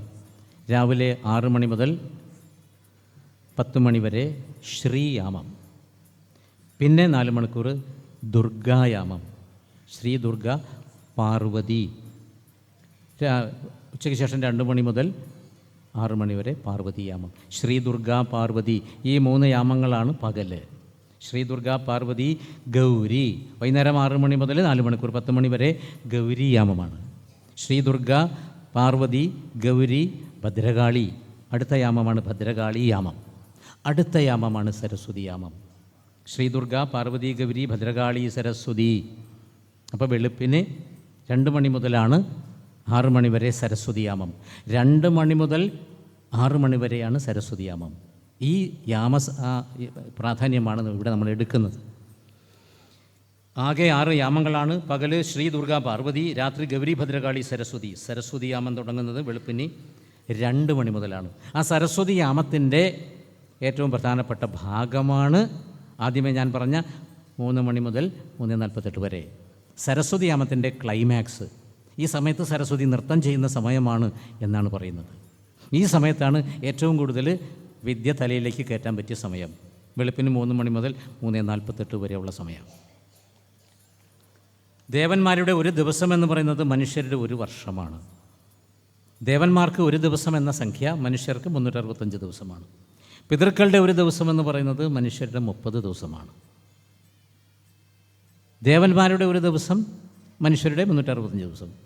ദേവന്മാരുടെ ഒരു ദിവസത്തിൽ പകലെന്ന് പറയുന്നത് ദേവന്മാർക്ക് 6 മാസമാണ്. മകരം, കുംഭം, മീനം, മേടം, ഇടവം, മിഥുനം. അതാണ് ഉത്തരായണം. പിന്നത്തെ 6 മാസമാണ് ദക്ഷിണായനം. മകരാദി രാശി ഷട്കെ അർക്കെ പ്രോക്തം ചെയ്വോത്തരായണം. മകരം മുതലായിരിക്കുന്ന 6 രാശികളിലേക്ക് സൂര്യൻ പ്രവേശിക്കുന്ന സമയമാണ് ഉത്തരായണം. തത് ദേവദിവസാഹ, അതിനെയാണ് ദേവന്മാരുടെ ദിവസങ്ങളെന്ന് പറയുന്നത്. ഈ സമയത്താണ് അഷ്ടബന്ധ കലശം, പ്രതിഷ്ഠ, നവീകരണ കലശം മുതലായിരിക്കുന്ന ദേവകാര്യങ്ങൾ ചെയ്യുന്നത്. അത് ഉത്തരായണ കാലത്തിൽ മാത്രമേ ചെയ്യാൻ പറ്റുള്ളൂ. ഉത്തരായണ കാലത്ത് മരിക്കുന്നത് വളരെ വിശേഷമാണ്. അങ്ങനെ ഉത്തരായണത്തിൽ മരിക്കുവാൻ വേണ്ടിയാണ് ഭീഷ്മപിതാമഹൻ ശരശയ്യയിൽ വെയിറ്റ് ചെയ്ത് കിടന്നത്. കാത്തുകെട്ടി കിടക്കുകയായിരുന്നു. കുറച്ച് ദിവസം കൊണ്ട് കഴിഞ്ഞ് കഴിഞ്ഞാൽ ഉത്തരായണം തുടങ്ങാൻ പോവുകയാണ്. അന്ന് നമുക്ക് മരിക്കാം. അതിന് മരിക്കുന്നതിനും പ്രാധാന്യം കാണുന്നു. പിതൃക്കൾക്കെന്ന് പറയുന്നത് മനുഷ്യരുടെ 30 ദിവസമാണ്. അപ്പോൾ പിതൃക്കളുടെ രാത്രി എന്ന് പറയുന്നത് വെളുത്ത വാവ് കഴിഞ്ഞ് 15 ദിവസമാണ് പിതൃക്കളുടെ ഒരു രാത്രി. പിന്നത്തെ 15 ദിവസമാണ് പിതൃക്കൾക്ക്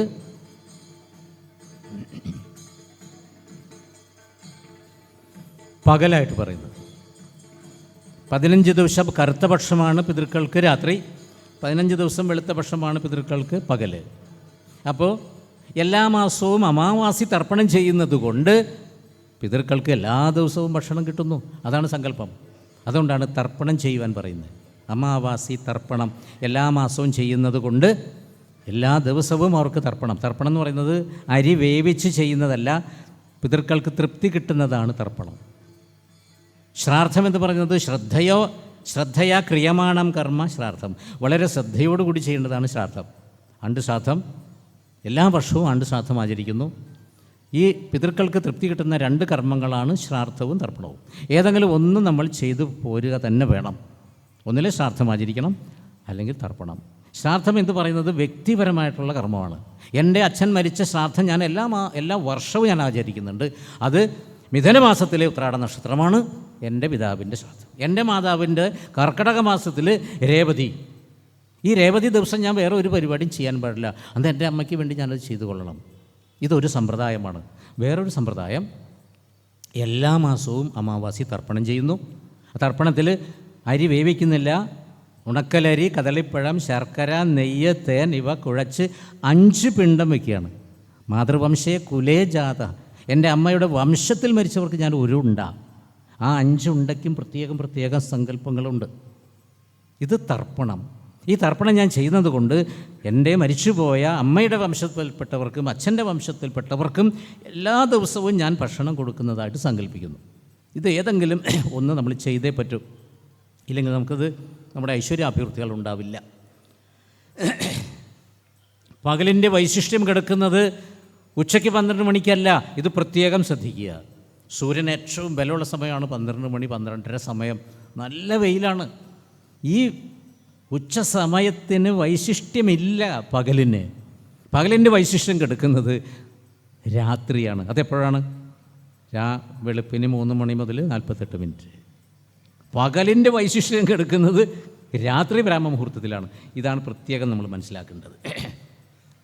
മനുഷ്യരുടെ ബ്രാഹ്മമുഹൂർത്തത്തിന് തുല്യമായിരിക്കുന്ന ദേവന്മാരുടെ ബ്രാഹ്മമുഹൂർത്തമാണ് വൃശ്ചികം 1 മുതൽ ധനു 11 വരെ വരാൻ പോകുന്നത്.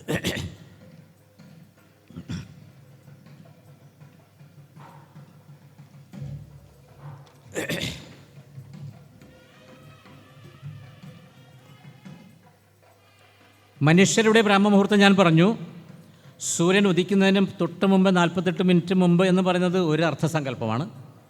അതിലും പ്രാധാന്യം കൊടുക്കേണ്ടത് വെളുപ്പിന് 6 മണിക്ക് ഉദയമാണെങ്കിൽ, രാവിലെ 6 മണിക്ക് ഉദയമാണെങ്കിൽ അതിന് തൊട്ട് മുമ്പ് വെളുപ്പിന് 3 മണി മുതൽ 48 മിനിറ്റ് വരെ, 3:48 വരെയാണ് മനുഷ്യരുടെ ബ്രാഹ്മമുഹൂർത്തമെങ്കിൽ അത് ദേവന്മാരുടെ ബ്രാഹ്മമുഹൂർത്തം എങ്ങനെയാണ്? അതിനെ ത്രൈരാശികം ചെയ്യുക. ജ്യോതിശാസ്ത്രത്തിൽ അങ്ങനെയാണ് പറയുന്നത്. ദേവന്മാരുടെ പകലെന്ന് പറയുന്നത് മകരം, കുംഭം, മീനം, മേടം, ഇടവം, മിഥുനം 6 മാസം. ദേവന്മാരുടെ രാത്രി എന്ന് പറയുന്നത് കർക്കടകം, ചിങ്ങം, കന്നി, തുലാം, വൃശ്ചികം, ധനു. അങ്ങനെ വരുമ്പോൾ മനുഷ്യരുടെ ബ്രാഹ്മമുഹൂർത്തത്തിന് തുല്യമായിരിക്കുന്ന ദേവന്മാരുടെ ബ്രാഹ്മമുഹൂർത്തം എപ്പോഴാണ്? വൃശ്ചികം 1 മുതൽ ധനു 11 വരെ.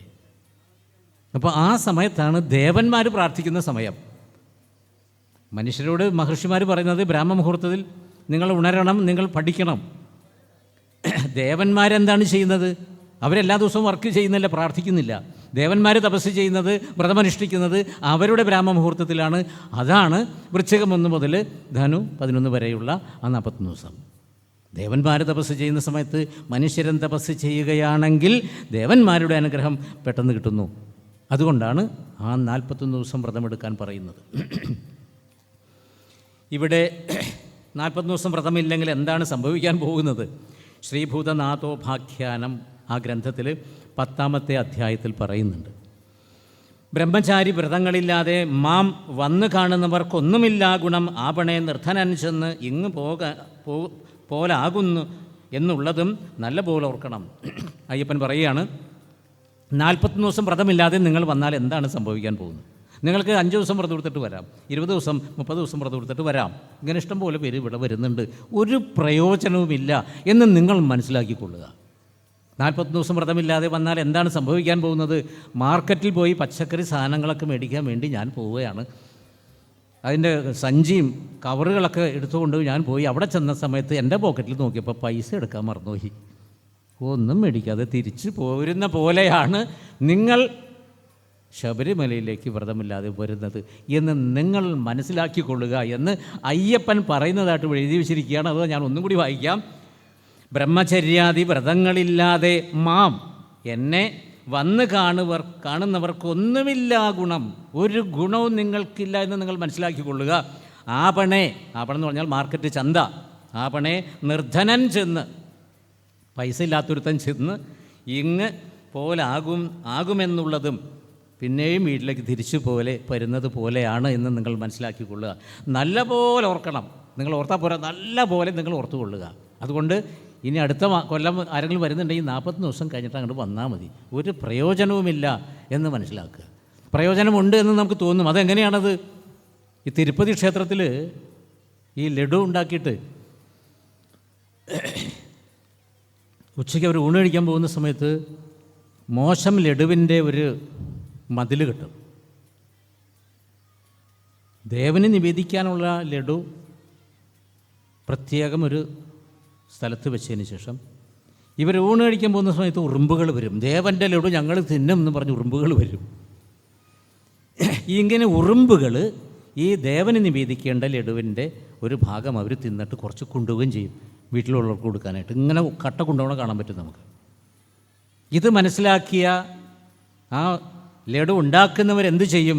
ഈ മോശം മധുരം കുറഞ്ഞ കുറേ ലഡു ഉണ്ട്, അതുകൊണ്ട് ഒരു ബൗണ്ടറി ഉണ്ടാക്കും. നല്ല ലഡു ഒരു സ്ഥലത്ത് വെച്ചതിന് ശേഷം ഒരു മതിൽ കെട്ടും, ബോർഡർ അല്ലെങ്കിൽ ബൗണ്ടറി. നല്ല ലഡു, ദേവന് നിവേദിക്കേണ്ട ലഡു സൂക്ഷിച്ച് വയ്ക്കാൻ വേണ്ടി, അത് വളരെ സേഫ്റ്റി ആയിട്ട് വയ്ക്കാൻ വേണ്ടി ഒരു മതിൽ കെട്ടിയതിന് ശേഷം അവർ ഊണ് കഴിക്കാൻ പോകും. ഇവർ ഊണ് കഴിക്കാൻ പോകുന്ന സമയത്ത് ഉറുമ്പുകൾ ഇറങ്ങും. ഉറുമ്പുകൾ ഇറങ്ങിയതിന് ശേഷം ഈ മതിൽ കെട്ടിയിരിക്കുന്ന ലഡു തിന്നിട്ട് പോകും. ഞങ്ങൾ തിരുപ്പതി ഭഗവാന്റെ ലഡു തിന്നു എന്ന് പറഞ്ഞ് മുദ്രാവാക്യം വിളിച്ചുകൊണ്ട് അവർ പോകുന്നത് പോലെയാണ് നിങ്ങൾ 10 ദിവസം വ്രതമെടുത്ത് പോകുന്നവരെന്ന് നിങ്ങൾ മനസ്സിലാക്കിക്കൊള്ളുക. നിങ്ങൾക്കൊരു സന്തോഷമുണ്ട്. അത് ഈ ഉറുമ്പുകളുടെ പോലെയാണ് നിങ്ങളുടെ സന്തോഷം. ആ ഉറുമ്പുകൾക്ക് സന്തോഷമുണ്ട്. അവർ ഒറിജിനൽ ലഡു അല്ല തിന്നിരിക്കുന്നത്. ഇത് തന്നെയാണ് നിങ്ങൾക്ക് സംഭവിക്കാൻ പോകുന്നത് എന്ന് നിങ്ങൾ മനസ്സിലാക്കിക്കൊള്ളുക. പക്ഷത്രയം വ്രതിയായിട്ടിരിക്കണം. പക്ഷത്രയം എന്ന് പറഞ്ഞാൽ പക്ഷ 15 ദിവസം, ത്രയം 15 × 3 45 ദിവസം എന്ന് പറയുമ്പോൾ 41 ദിവസം നിങ്ങൾ ചെയ്തിരിക്കണം. അഷ്ടവിധമായ മൈഥുനത്യാഗവും പുഷ്ടഭക്ത്യ ചെയ്തു കൊള്ളണം. മത് പ്രിയൻ, മാലയിട്ട എൻ്റെ പ്രിയൻ ചില നിയമങ്ങൾ പാലിക്കാൻ പറയുന്നുണ്ട്. എന്താണത്? അഷ്ടവിധമായ മൈഥുനത്യാഗം, 8 തരത്തിൽ മൈഥുനം പറയുന്നുണ്ട്. അത് ത്യജിക്കണം.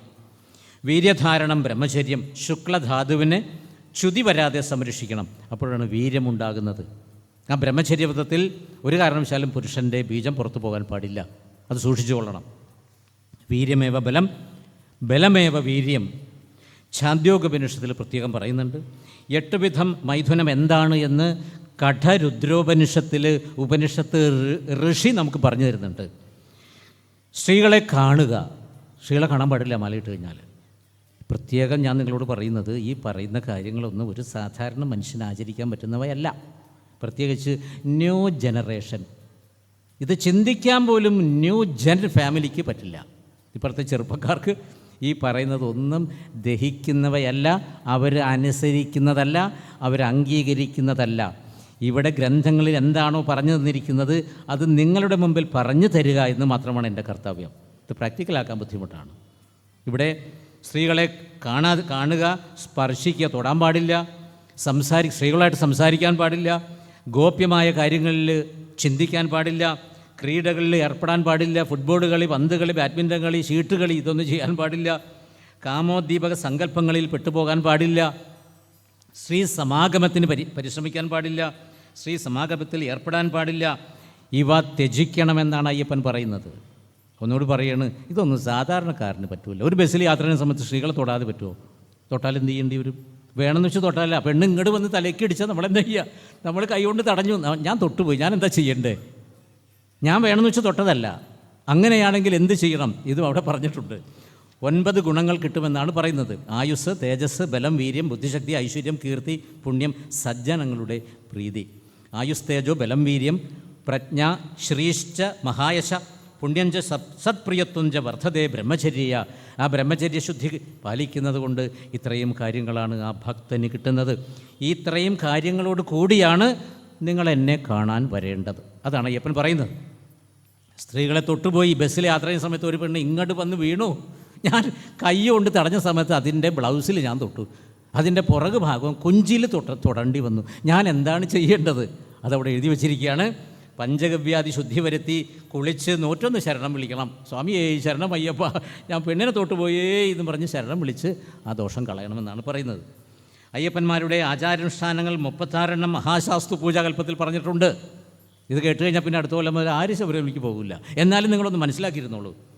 മഹാശാസ്തു പൂജാകൽപ്പത്തിൽ 36 പറയുന്നുണ്ട്. അതിൽ ചിലത് മാത്രം ഞാനൊന്ന് പറയാം. പ്രധാനപ്പെട്ട 21 വായിക്കാൻ പോവുകയാണ്. ന്യൂ ജനറേഷൻ ഇതൊന്നും അംഗീകരിക്കാൻ പറ്റുന്നില്ല. അവർ കേൾക്കാതിരിക്കാൻ നല്ലത്. മാലയിട്ടാൽ മാല അഴിക്കുന്നത് വരെ ക്ഷൗരം പാടില്ല, ഷേവ് ചെയ്യാൻ പാടില്ല, മീശ മുറിക്കരുത്, നഖം വെട്ടാൻ പാടില്ല, എണ്ണ തേച്ച് കുളിക്കരുത്, വെറ്റിലമുറുക്ക് പുകവലിവ പാടില്ല, മദ്യം, മാംസം, 8 തരത്തിലുള്ള മൈഥുനം നേരത്തെ പറഞ്ഞു, തൊടുക, സ്പർശിക്കുക അത് പാടില്ല, കോപം പാടില്ല, ദേഷ്യം കയറാൻ പാടില്ല, അസത്യം, കളവ് പറയാൻ പാടില്ല, മരിച്ച കർമ്മങ്ങളിൽ പങ്കെടുക്കാൻ പാടില്ല. മരിച്ച കർമ്മങ്ങളിൽ പങ്കെടുത്തു കഴിഞ്ഞാൽ അവിടുത്തെ നെഗറ്റീവ് എനർജി അയ്യപ്പൻ്റെ ശരീരത്തിലേക്ക് പ്രവേശിക്കും. അയ്യപ്പൻ കറുത്ത വസ്ത്രം ധരിച്ച് നടക്കാൻ പാടുള്ളൂ. കറുത്ത വസ്ത്രം ധരിച്ചുകൊണ്ട് മരിച്ച വീട്ടിൽ പോയി കഴിഞ്ഞാൽ കറുത്ത വസ്ത്രത്തിന് അബ്സോർപ്ഷൻ കൂടുതലാണ്, വെളുത്ത വസ്ത്രത്തിന് റിഫ്ലക്ഷൻ കൂടുതലാണ്. ഒരു കമ്പനിയുടെ 2 പെയിൻറ്റ്, കറുത്ത പെയിൻറ്റും വെളുത്ത പെയിൻറ്റും ഞാൻ മേടിച്ചു. 2 തുല്യമായ വസ്തുക്കളിൽ 2 പെയിൻറ്റും അടിച്ച് ഉണക്കാൻ വെച്ച് കഴിഞ്ഞാൽ ആദ്യം ഉണങ്ങുന്നത് കറുത്ത വസ്ത്രത്തിൻ്റെ പെയിൻറ്റ്, കറുത്ത നിറമായിരിക്കും. കറുത്ത നിറത്തിലുള്ള പശുവിന് പാലിന് ഗുണം കൂടും, അതിൽ വിറ്റാമിൻസ് കൂടുതലെന്ന് പറയാം. അപ്പോൾ കറുത്ത നിറം സൂര്യരശ്മിയെ പെട്ടെന്ന് ആകർഷിക്കുന്നു, നെഗറ്റീവ് എനർജി ആകർഷിക്കുന്നു. മരിച്ച വീട്ടിൽ നെഗറ്റീവ് എനർജിയാണ്. ഇത് കറുത്ത വസ്ത്രം ധരിച്ച ഞാൻ ഡെഡ് ബോഡിയുടെ അടുത്ത് പോയി നിന്ന് പ്രാർത്ഥിക്കുന്ന സമയത്ത് എൻ്റെ ശരീരത്തിലേക്ക് കയറും. മരിച്ച വീട്ടിലേക്കായി മാലയിട്ട അയ്യപ്പന്മാർ പോകാൻ പാടില്ല. ആരെയും പരിഹസിക്കരുത്, കളിയാക്കാൻ പാടില്ല, കളിയാക്കി ചിരിക്കരുത്. ജാതകർമ്മം, പേരുവിളി മുതലായവയിൽ പങ്കെടുക്കാൻ പാടില്ല. അശുദ്ധിയുള്ള സ്ത്രീകൾ ഭക്ഷണം, നിവേദ്യതുല്യമായ ഭക്ഷണം ആണ് കഴിക്കേണ്ടത്. മെൻസസ് പീരീഡ് ആയ സ്ത്രീകൾ പാകം ചെയ്തത് കഴിക്കാൻ പാടില്ല. അയ്യപ്പൻ മാലയിട്ട അയ്യപ്പൻ്റെ കാര്യമാണ് ഈ പറയുന്നത്. തൊട്ടടുത്ത വീട്ടിൽ ഒരു കുട്ടി ജനിച്ചു, 28 പേരുവിളിയാണ്, നിങ്ങളെല്ലാവരും വരണമെന്ന് പറഞ്ഞ് മാലയിട്ട ഞങ്ങളുടെ വീട്ടിൽ അവർ വന്ന് പറഞ്ഞു. തൊട്ട അയൽവക്കം കൊണ്ട് ഞങ്ങളുടെ ആത്മസുഹൃത്തുക്കളാണ്, പോകാതെ പറ്റാത്ത അത്ര ബന്ധമാണ് ഞങ്ങൾ തമ്മിൽ. ഞാൻ അവിടെ ചെന്ന് ഭക്ഷണം കഴിച്ചു. അവിടെ മെൻസസ്സായ 2 സ്ത്രീകളാണ് അത് പാകം ചെയ്തത്. അതിൻ്റെ ഒരു നെഗറ്റീവ് എനർജി ആ ഭക്ഷണത്തിലുണ്ടാവും. അതുകൊണ്ട് ഞാനത് കഴിക്കാൻ പാടില്ല, ഞാൻ പോകാൻ പാടില്ല. ഞാനത് വീട്ടിലിരുന്ന് പ്രാർത്ഥിക്കുകയാണ് വേണ്ടത്. ആത്മാവിന് നിത്യശാന്തി കിട്ടുവാൻ വേണ്ടി പ്രാർത്ഥിക്കാം. ഒരു കാരണവശാലും മരിച്ച വീട്ടിൽ പോകരുത്. 28 പേരുവിളി, കല്യാണം, മരിച്ച കർമ്മത്തിൻ്റെ സദ്യ, അടിയന്തരം, മാലയിട്ടവർ പോകാൻ പറ്റില്ല. ഭോഗപദാർത്ഥങ്ങളിൽ ആസക്തിയില്ലാതെ അല്പാഹാരം മാത്രം കഴിക്കണം. ഐസ്ക്രീം കഴിക്കരുത്, കേക്ക് കഴിക്കരുത്. ഐസ്ക്രീമിൽ മുട്ടയുണ്ട്, കേക്കിൽ മുട്ടയുണ്ട്. ഇനി വെജിറ്റേറിയൻ കേക്കാണെങ്കിലും കഴിക്കാൻ പാടില്ല. എഗ്ഗ് ലെസ് കേക്ക് കിട്ടും, എഗ്ഗ് ലെസ് ഐസ്ക്രീം കിട്ടും. അത് ഭോഗപദാർത്ഥമാണ്. മാലയിട്ടവർ കഴിക്കരുത്. അയ്യപ്പൻ തൻ്റെ ആത്മാവാണെന്ന് എപ്പോഴും ധ്യാനിക്കണം. ഞാൻ ജീവാത്മാവാണ്, അയ്യപ്പൻ പരമാത്മാവാണ്. ആ പരമാത്മാവിൻ്റെ ഒരു അംശമാണ് ഞാൻ എന്നെപ്പോഴും ഞാൻ ചിന്തിച്ചു കൊണ്ടേയിരിക്കണം. യഥാശക്തി ദാനധർമ്മം ചെയ്യണം. പരദൂഷണം പാടില്ല. 2 സന്ധികളിലും കുളിച്ച് ഭസ്മം ധരിച്ച് ശരണം വിളിക്കണം. നാമജപം, പാട്ടുംവിളക്ക്, ദേശവിളക്ക് മുതലായവയിൽ പങ്കെടുക്കാം. ഇപ്പോൾ ഇവിടെ ഒരു പാട്ടുംവിളക്ക് നടക്കുകയാണ്. ഞാൻ മാലയിട്ട ഒരു അയ്യപ്പനാണെങ്കിൽ നിങ്ങളെന്നെ ക്ഷണിക്കാതെ എനിക്കിവിടെ വരാം. നിങ്ങളെന്നെ ക്ഷണിക്കേണ്ട കാര്യമില്ല. പാട്ടുംവിളക്ക്, ദേശവിളക്ക് ചെയ്യുന്ന സമയത്ത് ഏത് അയ്യപ്പനോ അവിടെ വരാം. ക്ഷണക്കത്തോ ഫോൺ വിളിച്ച് പറയുകയോ മൊബൈൽ വിളിക്കുകയോ ചെയ്യേണ്ട, ആർക്ക് വേണമെങ്കിലും വരാം. ഭക്ഷണവും കഴിക്കാം. ആർത്തവം, നാടകം, സിനിമ മുതലായവ കാണരുത്. ആർത്തവം സംഭവിച്ച സ്ത്രീയെ തൊടുകയോ കാണുകയോ തീണ്ടുകയോ ചെയ്താൽ പഞ്ചഗവ്യം കൊണ്ട് ശുദ്ധി വരുത്തി 15 പ്രാവശ്യം ശരണം പിടിക്കണം. ഒരു സ്ത്രീയെ ഞാൻ തൊട്ടുപോയി, അത് അശുദ്ധിയുള്ള സ്ത്രീയായിരുന്നു, പിന്നെ പഞ്ചഗവ്യം കൊണ്ട് എന്നെ ശുദ്ധി വരുത്തിയതിന് ഞാൻ ശരണം പിടിച്ചോളണം. വ്രതകാലത്ത് ആർക്കും ജാമ്യം കൊടുക്കരുത്, അധികം ഉറങ്ങരുത്, മടിയനായിരിക്കരുത്, ആരെയും നിന്ദിക്കരുത്. ഇനി 15 കൂടിയുണ്ട്, അതിപ്പോൾ പറയുന്നില്ല, തൽക്കാലം കാര്യം മനസ്സിലായല്ലോ. ഈ 36 അനുഷ്ഠാനങ്ങൾ മാലയിട്ട അയ്യപ്പൻ നിഷ്കർഷയോടെ ആചരിക്കണം. ഇതിനെയാണ് മലനോൻപ് എന്ന് പറയുന്നത്. ഇതിൻ്റെ പേര് മലനോൻപ്. ആ പുസ്തകത്തിൽ അങ്ങനെയാണ് പേരെഴുതിയിരിക്കുന്നത്, മലനോൻപ്. ആദ്യമായി പോകുന്ന ഭക്തൻ 41 ദിവസം വ്രതമെടുത്താൽ പോരാ, 51 ദിവസം വ്രതമെടുക്കണം. ഇതാണ് അവിടെ എഴുതി വച്ചിരിക്കുന്നത്. മാല ധരിക്കേണ്ടത് ഗുരുസ്വാമിയിൽ നിന്ന് മാല ധരിക്കാം, ഗുരുവിൽ നിന്നും ധരിക്കാം, ശാസ്താംകോവിൽ നിന്നും ധരിക്കാം, ഏതെങ്കിലും ക്ഷേത്രത്തിൽ നിന്നും ധരിക്കാം. ശനിയാഴ്ചയാണ് ഇത് ഏറ്റവും ഉത്തമം. ഇനി പേട്ടതുള്ളൽ. നമ്മൾ മാലയിട്ടതിന് ശേഷം ഇതൊരു 3 സ്റ്റെപ്പാണ്. മാലയിട്ടതിന് ശേഷം ഓരോ ദിവസവും ശരണം വിളിച്ച് ദൈവികമായിട്ട് ഇങ്ങനെ ഉയർന്നു വരുന്നത് ഈ പേട്ടതുള്ളൽ വരെയാണ് ഫസ്റ്റ് സ്റ്റെപ്പ്. ആ പേട്ടതുള്ളലോടുകൂടി വേറൊരു സ്റ്റേജിലേക്ക് നമ്മൾ വരികയാണ്. അതെങ്ങനെയാണത്? ശാസ്ത്രമോ ഒരു ഐതിഹ്യമോ ഉണ്ടായിരിക്കും. ഒരു ആചാരം ശബരിമലയുമായി ബന്ധപ്പെട്ടത് ചെയ്യുന്ന സമയത്ത് അതിൻ്റെ അടിസ്ഥാനപരമായിട്ട് ഒരു ആചാരം, ഒരു അനുഷ്ഠാനമോ ഉണ്ടായിരിക്കും. ഇത് അന്വേഷിച്ച് പോകേണ്ട കാര്യമില്ല, ഇതെല്ലാം കഥകളാണ്. ഞാൻ ആദ്യമേ പറഞ്ഞു, കഥയുടെ പുറകെ പോകരുത്. ഇവിടെ എന്തിനു വേണ്ടിയാണ് ഈ പേട്ടതുള്ളൽ? ഇതൊരു അനുസ്മരണമാണ്. മഹിഷാസുരനെ ചണ്ഡികാദേവി വധിച്ചതിന് ശേഷം സഹോദരിയായ മഹിഷി കരംഭിക കരഞ്ഞുകൊണ്ട് ശുക്രാചാര്യരുടെ അടുത്ത് ചെന്നു. ദേവഗുരുവാണ് ബൃഹസ്പതി, അസുരഗുരു ശുക്രാചാര്യർ. അസുരന്മാരുടെ എല്ലാ കാര്യങ്ങളും നോക്കുന്നത് ശുക്രാചാര്യനാണ്. എൻ്റെ സഹോദരനായിരിക്കുന്ന മഹിഷനെ ചണ്ഡികാദേവി കൊന്നുകളഞ്ഞിരിക്കുന്നു, ഞാൻ എന്താണ് ചെയ്യേണ്ടത്? നിനക്ക് ഞാനൊരു മന്ത്രം പറഞ്ഞു തരാം. ശുക്രാചാര്യൻ മന്ത്രം ഉപദേശിച്ചു കൊടുത്തു. വിന്ധ്യപർവ്വതത്തിൽ തപസ് ചെയ്തു. കഠിന തപസ്സിൽ പ്രീതനായിരിക്കുന്ന ബ്രഹ്മാവ് പ്രത്യക്ഷപ്പെട്ടു. 4 കാര്യങ്ങളാണ് ചോദിച്ചത് ബ്രഹ്മാവിൻ്റെ മുമ്പിൽ. ഒന്ന്, ദേവന്മാരെ എനിക്ക് പരാജയപ്പെടുത്തണം. എൻ്റെ രോമകൂപത്തിൽ നിന്നും എന്നെപ്പോലുള്ള മഹിഷീഗണങ്ങൾ ജനിക്കണം. എൻ്റെ രോമകൂപത്തിൽ നിന്നും മഹിഷിമാരുടെ ഗണങ്ങൾ, കൂടുതൽ എണ്ണം മഹിഷികൾ ജനിക്കണം. എനിക്ക് സ്വർഗ്ഗലോകത്ത് വസിക്കണം. ഹരിയും ഹരനും സംഗമിച്ച് ജാതനാകുന്ന പുത്രൻ 12 വർഷം മനുഷ്യൻ്റെ ദാസനായി ഭൂമിയിൽ കഴിയുന്ന ബാലകന് മാത്രമേ എന്നെ വധിക്കാനാകൂ. ഈ വരങ്ങൾ നൽകിയാലും എന്നെ കൊല്ലണമെങ്കിൽ പുരുഷനായിരിക്കുന്ന ശിവനും പുരുഷനായിരിക്കുന്ന സ്ത്രീയും കൂടി, 2 പുരുഷന്മാർ കൂടി ചേർന്ന് സംഗമം ചേർന്ന് ഉണ്ടാകുന്ന പുത്രൻ, ഇത് സംഭവിക്കാൻ സാധ്യതയില്ല. അങ്ങനെയുള്ള പുത്രൻ ഭൂമിയിൽ മനുഷ്യനായിട്ട് ജനിച്ചതിന് ശേഷം 12 വയസ്സ് കഴിഞ്ഞതിന് ശേഷം മാത്രമേ എന്നെ കൊല്ലാൻ സാധ്യമാവുകയുള്ളൂ. ഈ വരം എനിക്ക് തന്നാലും തഥാസ്തു. അങ്ങനെ അങ്ങോട്ട് വരം കൊടുത്തു. ആ കുട്ടിയാണ് ഇവിടെ അയ്യപ്പനായിട്ട് ജനിക്കുന്നത്. ഇതിനെല്ലാം പുറകിലും സത്യമുണ്ട്, ഒരു കഥയുണ്ട്. കഥയുടെ പുറകെ പോകരുത്, എന്നാലും കഥ മനസ്സിലാക്കിക്കൊള്ളുക. ദേവഗുരുവായ ബൃഹസ്പതി പറയുകയാണ്, മഹിഷിയുടെ രോമകുമങ്ങളിൽ നിന്നും അനേകായിരം മഹിഷങ്ങൾ ആ സമയത്ത് തന്നെ ഉത്ഭവിച്ചു. സ്വർഗ്ഗലോകത്തെത്തിയ എല്ലാവരും അസുരന്മാരും കൂടിച്ചേർന്നു. നിങ്ങൾക്ക് സാധിക്കുമെങ്കിൽ ഞങ്ങളെ കൊണ്ട് യുദ്ധം ചെയ്ത് ഞങ്ങളെ പരാജയപ്പെടുത്തുക. ഈ മഹിഷി പറയുകയാണ്. മഹിഷിയും പടയും സ്വർഗ്ഗലോകത്തെ നന്ദനോദ്യാനത്തിലെ മന്ദാര വൃക്ഷങ്ങൾ വെട്ടിമുറിച്ചു. സ്വർഗ്ഗലോകത്തുള്ള വൃക്ഷങ്ങളൊക്കെ നശിപ്പിച്ചു കൊണ്ടിരിക്കുകയാണ് ഇവർ. അത്ര ശക്തിയാണ് ഇവർക്ക്. കോപിച്ച ദേവന്മാർ യുദ്ധം തുടങ്ങി. ദേവഗുരുവായ ബൃഹസ്പതി പറഞ്ഞു, മഹിഷിയെ നിങ്ങൾക്ക് കൊല്ലാനാകില്ല. ദേവഗുരുവിന് കാര്യം മനസ്സിലായി, ഈ സ്ത്രീയെ മഹിഷിയെ കൊല്ലാൻ സാധ്യമല്ല. ഹരിഹരപുത്രനെ സാധിക്കൂ. ത്രിമൂർത്തികൾ ഒരുമിച്ച് ചേർന്ന് ഒരു മഹിഷി രൂപത്തെ ജനിപ്പിച്ചു. ബ്രഹ്മദേവൻ ആ മഹിഷത്തിന് സുന്ദര മഹിഷം എന്ന് പേര് കൊടുത്തു. അതൊരു പുരുഷ മഹിഷമായിരുന്നു, മറ്റത് സ്ത്രീ മഹിഷി. ഇങ്ങനെ സുന്ദര മഹിഷത്തെ തലോടി മഹാവിഷ്ണു പറഞ്ഞു, നീ സ്വർഗ്ഗലോകത്ത് ചെന്ന് മഹിഷിയെ കാമത്താൽ വശീകരിക്കുക. നിന്നിൽ ആകൃഷ്ടയായ അവളെ ഭൂമിയിലേക്ക് കൂട്ടിക്കൊണ്ടുവരിക. അവളെ കാമദേവൻ അങ്ങയെ സഹായിക്കും. ദേവകാര്യത്തിനായി ഇപ്രകാരം ചെയ്ത് ഭഗവാൻ ഒടുവിൽ കേവലസ്വരൂപനായിരിക്കുന്ന ഞങ്ങളിൽ ചേരുന്നതാണ്. മഹാവിഷ്ണുവിൻ്റെ വാക്കുകൾ കേട്ട മഹിഷം ത്രിമൂർത്തികളെ പ്രദർശനം ചെയ്ത് വന്ദിച്ചു. അതിനുശേഷം സുന്ദരമഹിഷം ദേവലോകത്തെത്തി. മഹിഷിയും മഹിഷത്തിൽ അനുരക്തയായി. മഹിഷ ദമ്പതിമാർ ഭൂമിയിലേക്ക് ഇറങ്ങി വനങ്ങളിൽ മതിച്ചു നടന്നു. ഈ സമയത്താണ് അയ്യപ്പൻ്റെ ജനനം. ഈ സമയത്ത് ഹരിഹര സംഗമത്തിൽ ശാസ്താവ് ജനിച്ചു. ഒരു ദിവസം മഹാദേവൻ ശാസ്താവിനെ വിളിച്ചു പറഞ്ഞു, മഹിഷിയുടെ അഹങ്കാരം നശിപ്പിക്കുവാൻ വേണ്ടിയാണ് ഭഗവാൻ ജനിച്ചിരിക്കുന്നത്.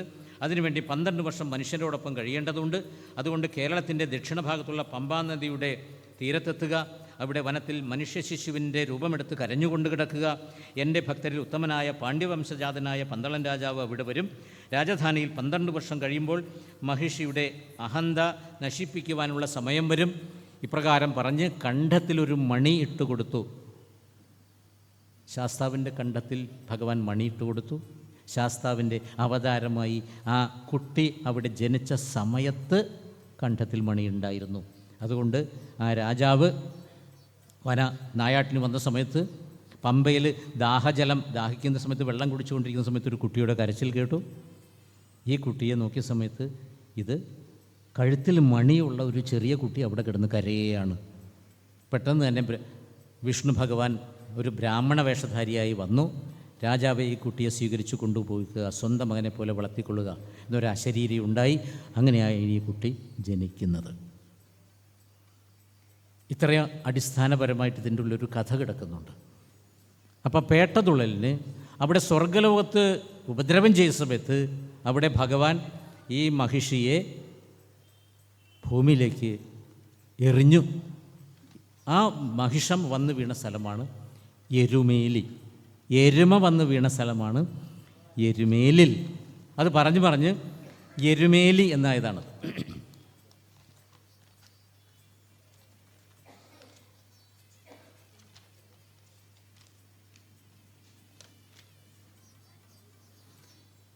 പേട്ടതുള്ളുന്ന സമയത്ത് എന്താണ് ചെയ്യേണ്ടത്? ദേവലോകത്തുണ്ടായ യുദ്ധത്തിൽ ഭഗവാൻ മഹിഷിയെ എടുത്തെറിഞ്ഞു. ശരീരം പതിച്ച ദിക്കിൽ ഭഗവാനും ചാടി. അവിടെ ശാസ്താവ് ചാടി എന്നും അയ്യപ്പൻ ചാടി എന്നും കഥയാണ്. പുറകെ പോകരുത്. ഏതോ ഒരു ഭഗവാൻ ചാടി. മഹിഷൻ ചാടിയതിൻ്റെ മുകളിൽ ഭഗവാൻ ചാടി. എരുമയുടെ മേലിൽ ഭഗവാൻ ചാടി. അതുകൊണ്ടാണ് എരുമേലിൽ എന്ന പേര് വന്നിരിക്കുന്നത്. അതാണിപ്പോൾ എരുമേലിയായി മാറിയത്. അവിടെ നൃത്തം ചെയ്തു എന്നാണ് പറയുന്നത്. ഭഗവാൻ എരുമയുടെ മഹിഷിയുടെ മുകളിൽ ചാടി ഭഗവാൻ നൃത്തം ചെയ്തതിൻ്റെ സ്മരണമാണ് നമ്മളിപ്പോൾ പേട്ടതുള്ളൽ എന്ന് പറയുന്ന ആചാരം അവിടെ അനുഷ്ഠിക്കുന്നത്. ഇതിൻ്റെ ഏതിൻ്റെയും പുറകിലൊരു ഐതിഹ്യമുണ്ടായിരിക്കും, ഒരു കഥയുണ്ടായിരിക്കും. ചിലത് നടന്ന കഥ തന്നെ ആയിരിക്കാനാണ് സാധ്യത. പേട്ടതുള്ളുന്നതിന് മുമ്പിൽ കാട്ടാള വേഷം ധരിക്കണം, കരിയും മഞ്ഞളും കൊണ്ട് പുള്ളി കുത്തണം, ശരക്കോല് കയ്യിലെടുക്കണം. അപ്പോൾ വനം ചവിട്ടുവാനുള്ള ശുദ്ധി കൈവരുന്നു എന്നതാണ് നിയമം. ആ ഭക്തനെ വന്യമൃഗങ്ങൾ ആക്രമിക്കുകയില്ല. ഭക്തൻ്റെ അഹങ്കാരം നശിക്കുകയും ചെയ്യുന്നു.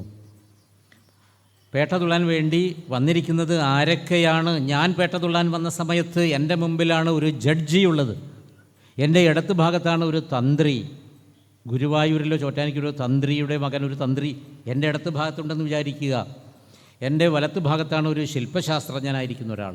എൻ്റെ പുറകിലാണ് ഒരു വലിയ ഡോക്ടർ, ക്യാൻസറിനൊക്കെ ചികിത്സിക്കുന്ന വലിയ ഡോക്ടർ. അങ്ങനെ ഞങ്ങളെല്ലാവരും കൂടി പേട്ടതുള്ളാൻ വേണ്ടി ജഡ്ജിയുടെ മുഖവും ഈ കുങ്കുമം എല്ലാം തേച്ച് വൃത്തികേടാക്കിയിട്ടുണ്ട്. ഡോക്ടറുടെ മുഖവും വൃത്തികേടാക്കിയിട്ടുണ്ട്. ജഡ്ജിയും പിടിച്ചിട്ടുണ്ട് ഈ മരം കൊണ്ടുള്ള കോല്, ശരക്കോല്.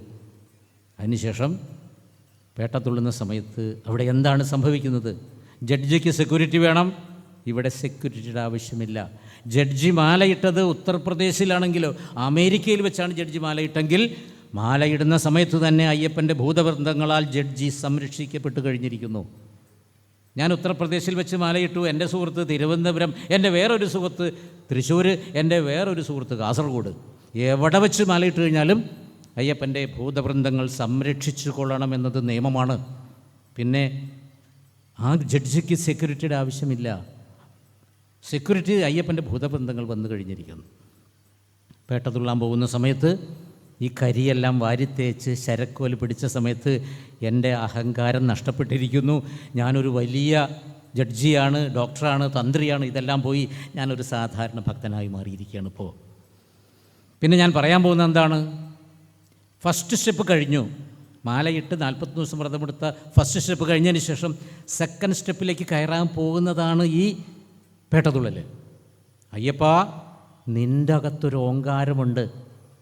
എൻ്റെ സ്വാമിയായിരിക്കുന്ന എൻ്റെ അകത്തും ഓങ്കാരമുണ്ട് അയ്യപ്പ എന്ന് നീ മനസ്സിലാക്കിക്കോളൂ. അയ്യപ്പ നിൻ്റെ അകത്തോം, സ്വാമി എൻ്റെ അകത്തോം. ഇത് പറഞ്ഞ് വികൃതമായതാണ്. അയ്യപ്പൻ തിന്തകത്തോം, സ്വാമി തിന്തകത്തോം. അതിൻ്റെ ആന്തരികമായി പറയുന്നത് നിൻ്റെ അകത്ത് ഓങ്കാരം, നീ പരമാത്മ ചൈതന്യമാണ്. നിൻ്റെ അംശമായിരിക്കുന്ന ജീവാത്മ ചൈതന്യൻ്റെ അകത്തും ഒരു ഓങ്കാരമുണ്ട്.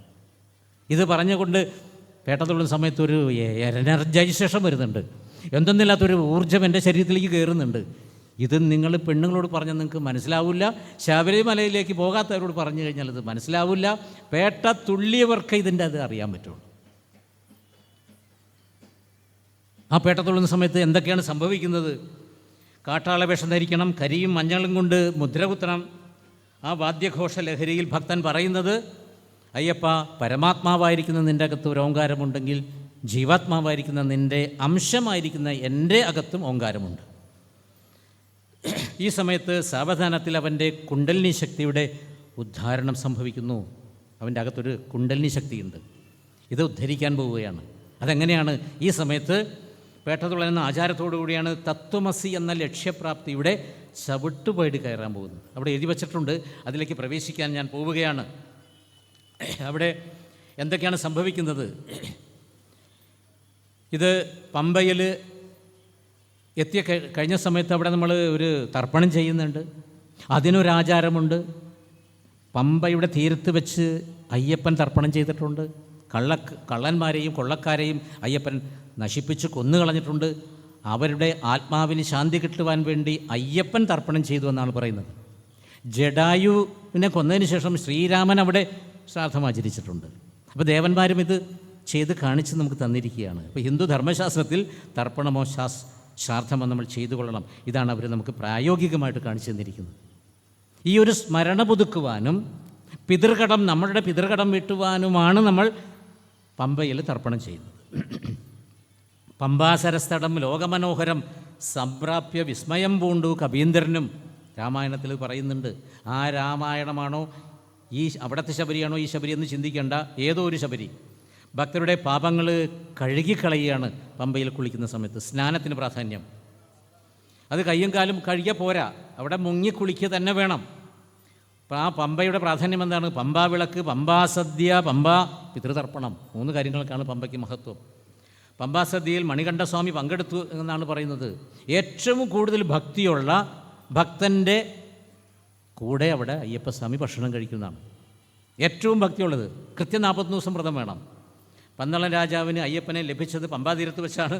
കൊള്ളക്കാരെ കൊന്ന അയ്യപ്പൻ പമ്പയിൽ തർപ്പണം ചെയ്ത സ്മരണ നിലനിർത്തുവാൻ വേണ്ടിയും നമ്മുടെ പിതൃക്കളുടെ കടം വീട്ടുവാൻ വേണ്ടിയുമാണ് നമ്മൾ അവിടെ തർപ്പണം ചെയ്യുന്നത്.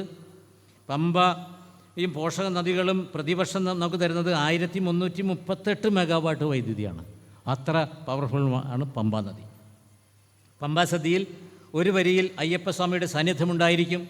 ഭക്തർ എല്ലാ അടുപ്പിൽ നിന്നും ഭസ്മം ശേഖരിച്ചു കൊണ്ടുപോകുന്നൊരു ചടങ്ങുണ്ട് അവിടെ.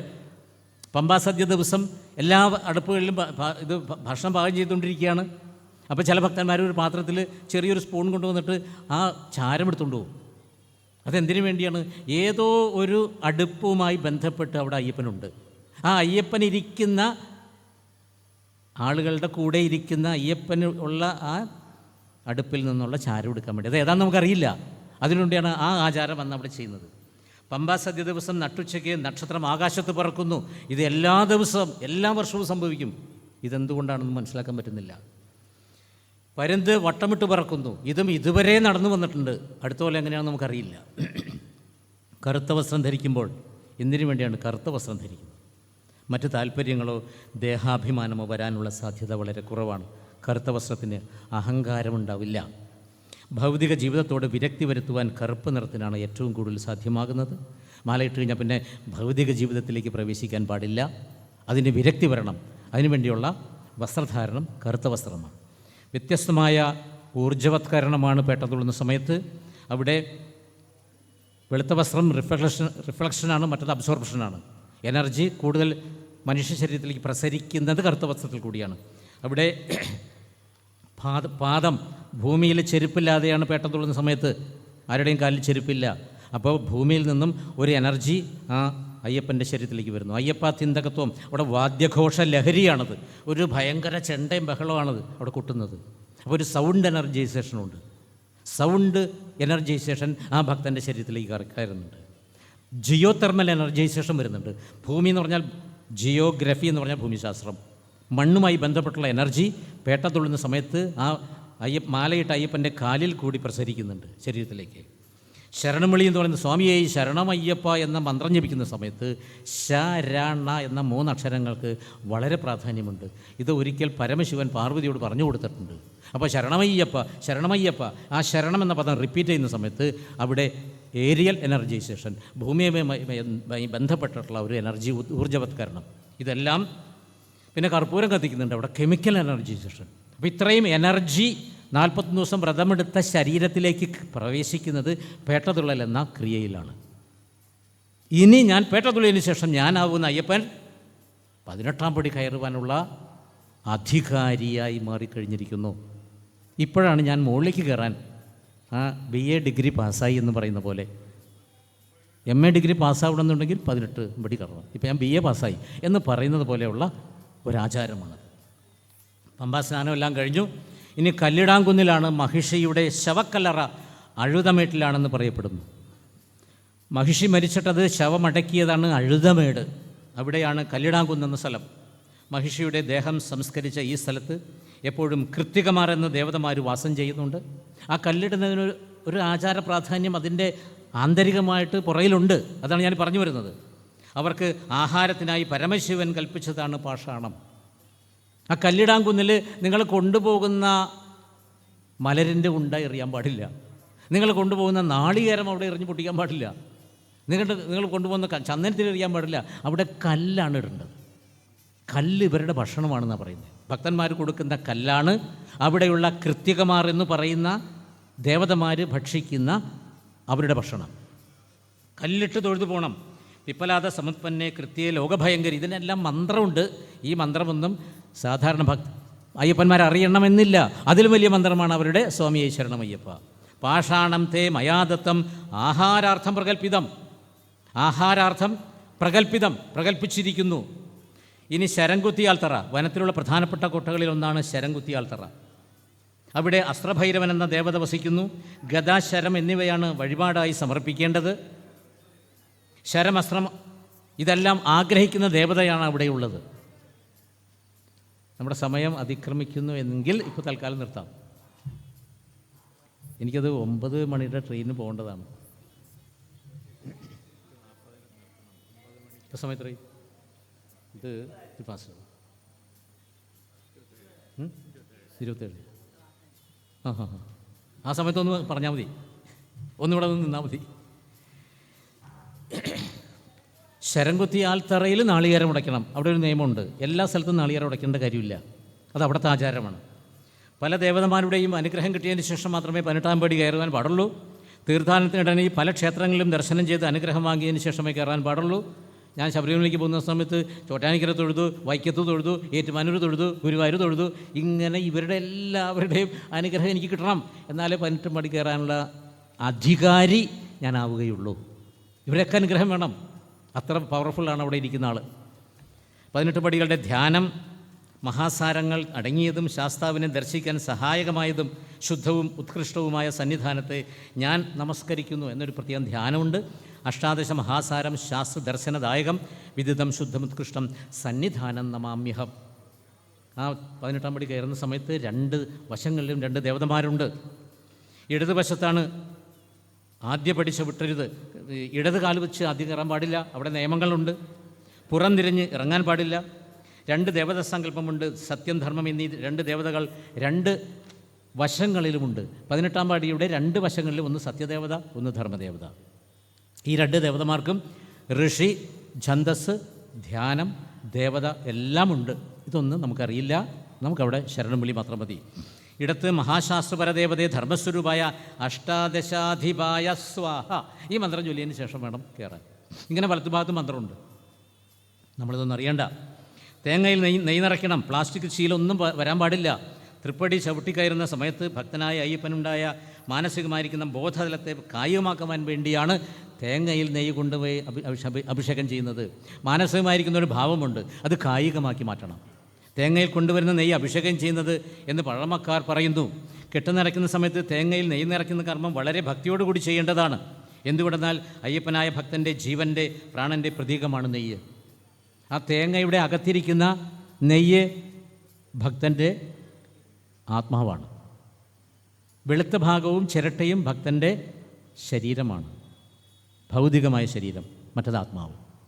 അപ്പോൾ ജീവാത്മാവാകുന്ന നെയ്യ് ഞാൻ അഭിഷേകം ചെയ്യുന്നത് വഴി പിന്നെ തേങ്ങയുടെ ബാക്കി ഭാഗം ഡെഡ് ബോഡിയായി മാറി. ഇതെൻ്റെ ഡെഡ് ബോഡിയാണ്. ഡെഡ് ബോഡി ഞാൻ എന്ത് ചെയ്യണം? അവിടെ ആഴിയിൽ അവിടെ കത്തിച്ച് ഡെഡ് ബോഡി ദഹിപ്പിക്കണം.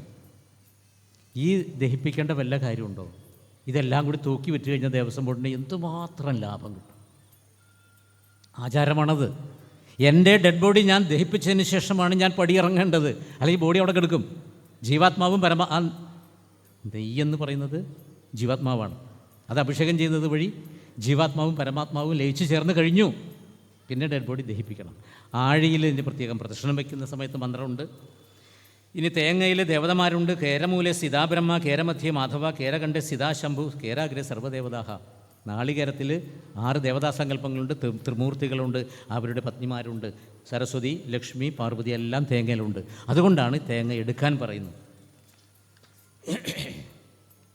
ഇപ്പോൾ തൽക്കാലം നമുക്കിവിടെ നിർത്താൻ സമയമായിരിക്കുന്നു. ഇനി ഏറ്റവും പ്രധാനപ്പെട്ട ഒരു കാര്യം കൂടി ഞാൻ പറഞ്ഞുകൊണ്ട് നിർത്താം. അവിടെ മുദ്ര പിടിച്ചിരിക്കുകയാണ് അദ്ദേഹം. ശരണം വിളിക്കൊക്കെ വളരെ പ്രാധാന്യമുണ്ട്. ഓരോ അക്ഷരത്തിനും പ്രാധാന്യമുണ്ട്. ആ കയ്യിൽ കൂടി വരുന്നത് ആധ്യാത്മികമായിരിക്കുന്ന ചൈതന്യമാണ്. സമയമായ 5 മിനിറ്റ്.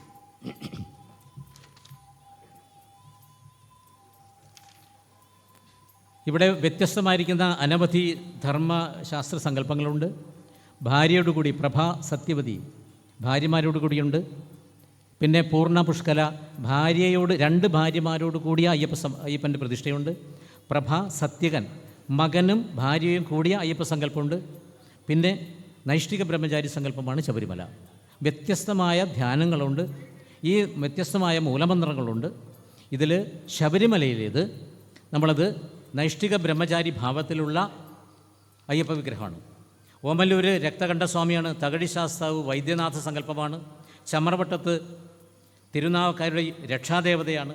നിറം കൈതക്കോട്ട ശാസ്താവ് പരപ്പരങ്ങാട് രാജകുടുംബത്തിലെ കുലദേവതയാണ്.